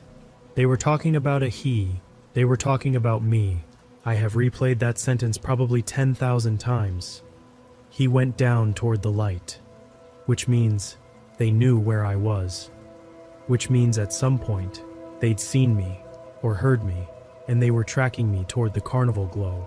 And instead of yelling, "Hey man, are you the guy from the carnival? Everyone's looking for you," they were yelling, "Grab him," and whooping like it was a game. The crashing got closer on my left side. That's what made me stop running. I realized one of them had angled ahead of me, that the noise was coming from where I was headed, not where I'd been, and my body just took over, and I dropped. There was a deadfall right there, a big trunk down with its root ball torn up, and I got behind the root ball and pressed myself into the dirt and put both hands over my mouth. I was breathing so hard. That's the detail I remember most. Trying to slow my own lungs down with my hands clamped over my face, tasting dirt and blood, because my lip was split somewhere in the falls. My forearm was hot and wet, and I lay there behind that root ball while a flashlight beam went through the trees maybe 40 feet away. A flashlight, not a phone light, a real one, strong, and it swept slow, left to right, then back. Whoever held it wasn't running anymore. He was walking, and the light was moving across the woods in this patient back and forth pattern, and behind the light I could hear him breathing and stepping through the leaves. He stopped. The light stopped. It was pointed maybe 20 feet to my right, holding still on a patch of trees, and everything went quiet, and this man said, at normal volume, almost conversational, "Come out." I didn't move. I don't think I've ever been that still in my life, before or since. My heartbeat was so loud in my own head that I genuinely worried about it. Somewhere farther off, one of the others yelled something, and the man near me yelled back, "Hold on," annoyed, the way you'd answer somebody interrupting you. And then he stood there for what was probably 90 seconds, and what felt like the rest of my life, sweeping that light in slow arcs. Then he made this sound, this little tss, through his teeth. Disgusted or amused, I couldn't tell. And the light swung away, and I listened to his footsteps move off uphill, back toward the others, and their voices got fainter and fainter, until the bugs filled back in over top of them. I stayed behind that root ball for a long time. I have no idea how long. Long enough that my legs cramped and I let them. When I finally moved, I didn't stand up. I crawled. I crawled downhill on my elbows and knees for a while before I trusted myself to crouch. And then I moved from tree to tree, stopping every few steps to listen. And the whole time that orange glow through the branches got stronger and stronger. And then I could see actual points of light instead of glow, actual bulbs, the top arc of the Ferris wheel turning above the tree line. And I have never in my life felt anything like what I felt seeing that wheel. I came out of the woods about 200 yards from where I went in, behind a row of campers where the ride operators stayed. I walked into the carnival lights with blood on my face, a soaked sleeve, leaves in my hair, and the first person who saw me was a woman working a lemonade stand, and I watched her take a step back from her own counter. Kayla found me about a minute later. She'd been looking for me for close to 3 hours. Here's the thing, and this is where it gets worse instead of better. She had told people. She'd told her uncles I stormed off into the tree line, and a couple of the fire company guys had gone up to the edge of the woods and called for me. Called for me, by name, from the edge. 2 guys, she said, and they came back after 20 minutes because nobody in their right mind goes deep into game lands at night for a drunk guy who'll probably walk out on his own. 2 guys, at the edge, calling my name. Whoever was up on that hillside with me, there were at least 3 of them. They were deep in the woods. They never once said my name, and they had a flashlight, and time, and a plan to get ahead of me. When I told the fire chief what happened, standing there by the first aid station while a lady cleaned out my forearm, he got quiet in a way I didn't like. He said there'd been trouble on the game lands that summer. He didn't say what kind. He said some guys party up on the ridge. There's an old logging cut up there where people go to shoot and drink, and sometimes they mess with people. That's the phrase he used. They mess with people. And then he looked at my face and my arm and said, "You should file a report," in a voice that told me he didn't think it was messing around either. I did file a report. A state trooper took it 2 days later, wrote everything down, asked me twice how much I'd had to drink, and I never heard another word about it. I don't blame him. What was there to find? Voices in the dark on 9,000 acres of public land. So here's where I've landed after 6 years. And I'll be honest, I land somewhere different depending on the night.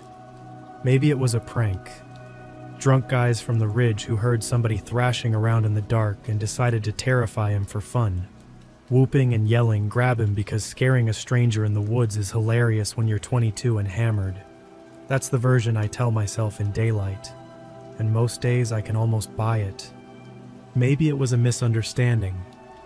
Maybe they were chasing a buddy of theirs, some game they were playing up there, and grab him was never about me at all. And the flashlight guy saying "come out" was him looking for his friend. Except the friend never turned up in that story.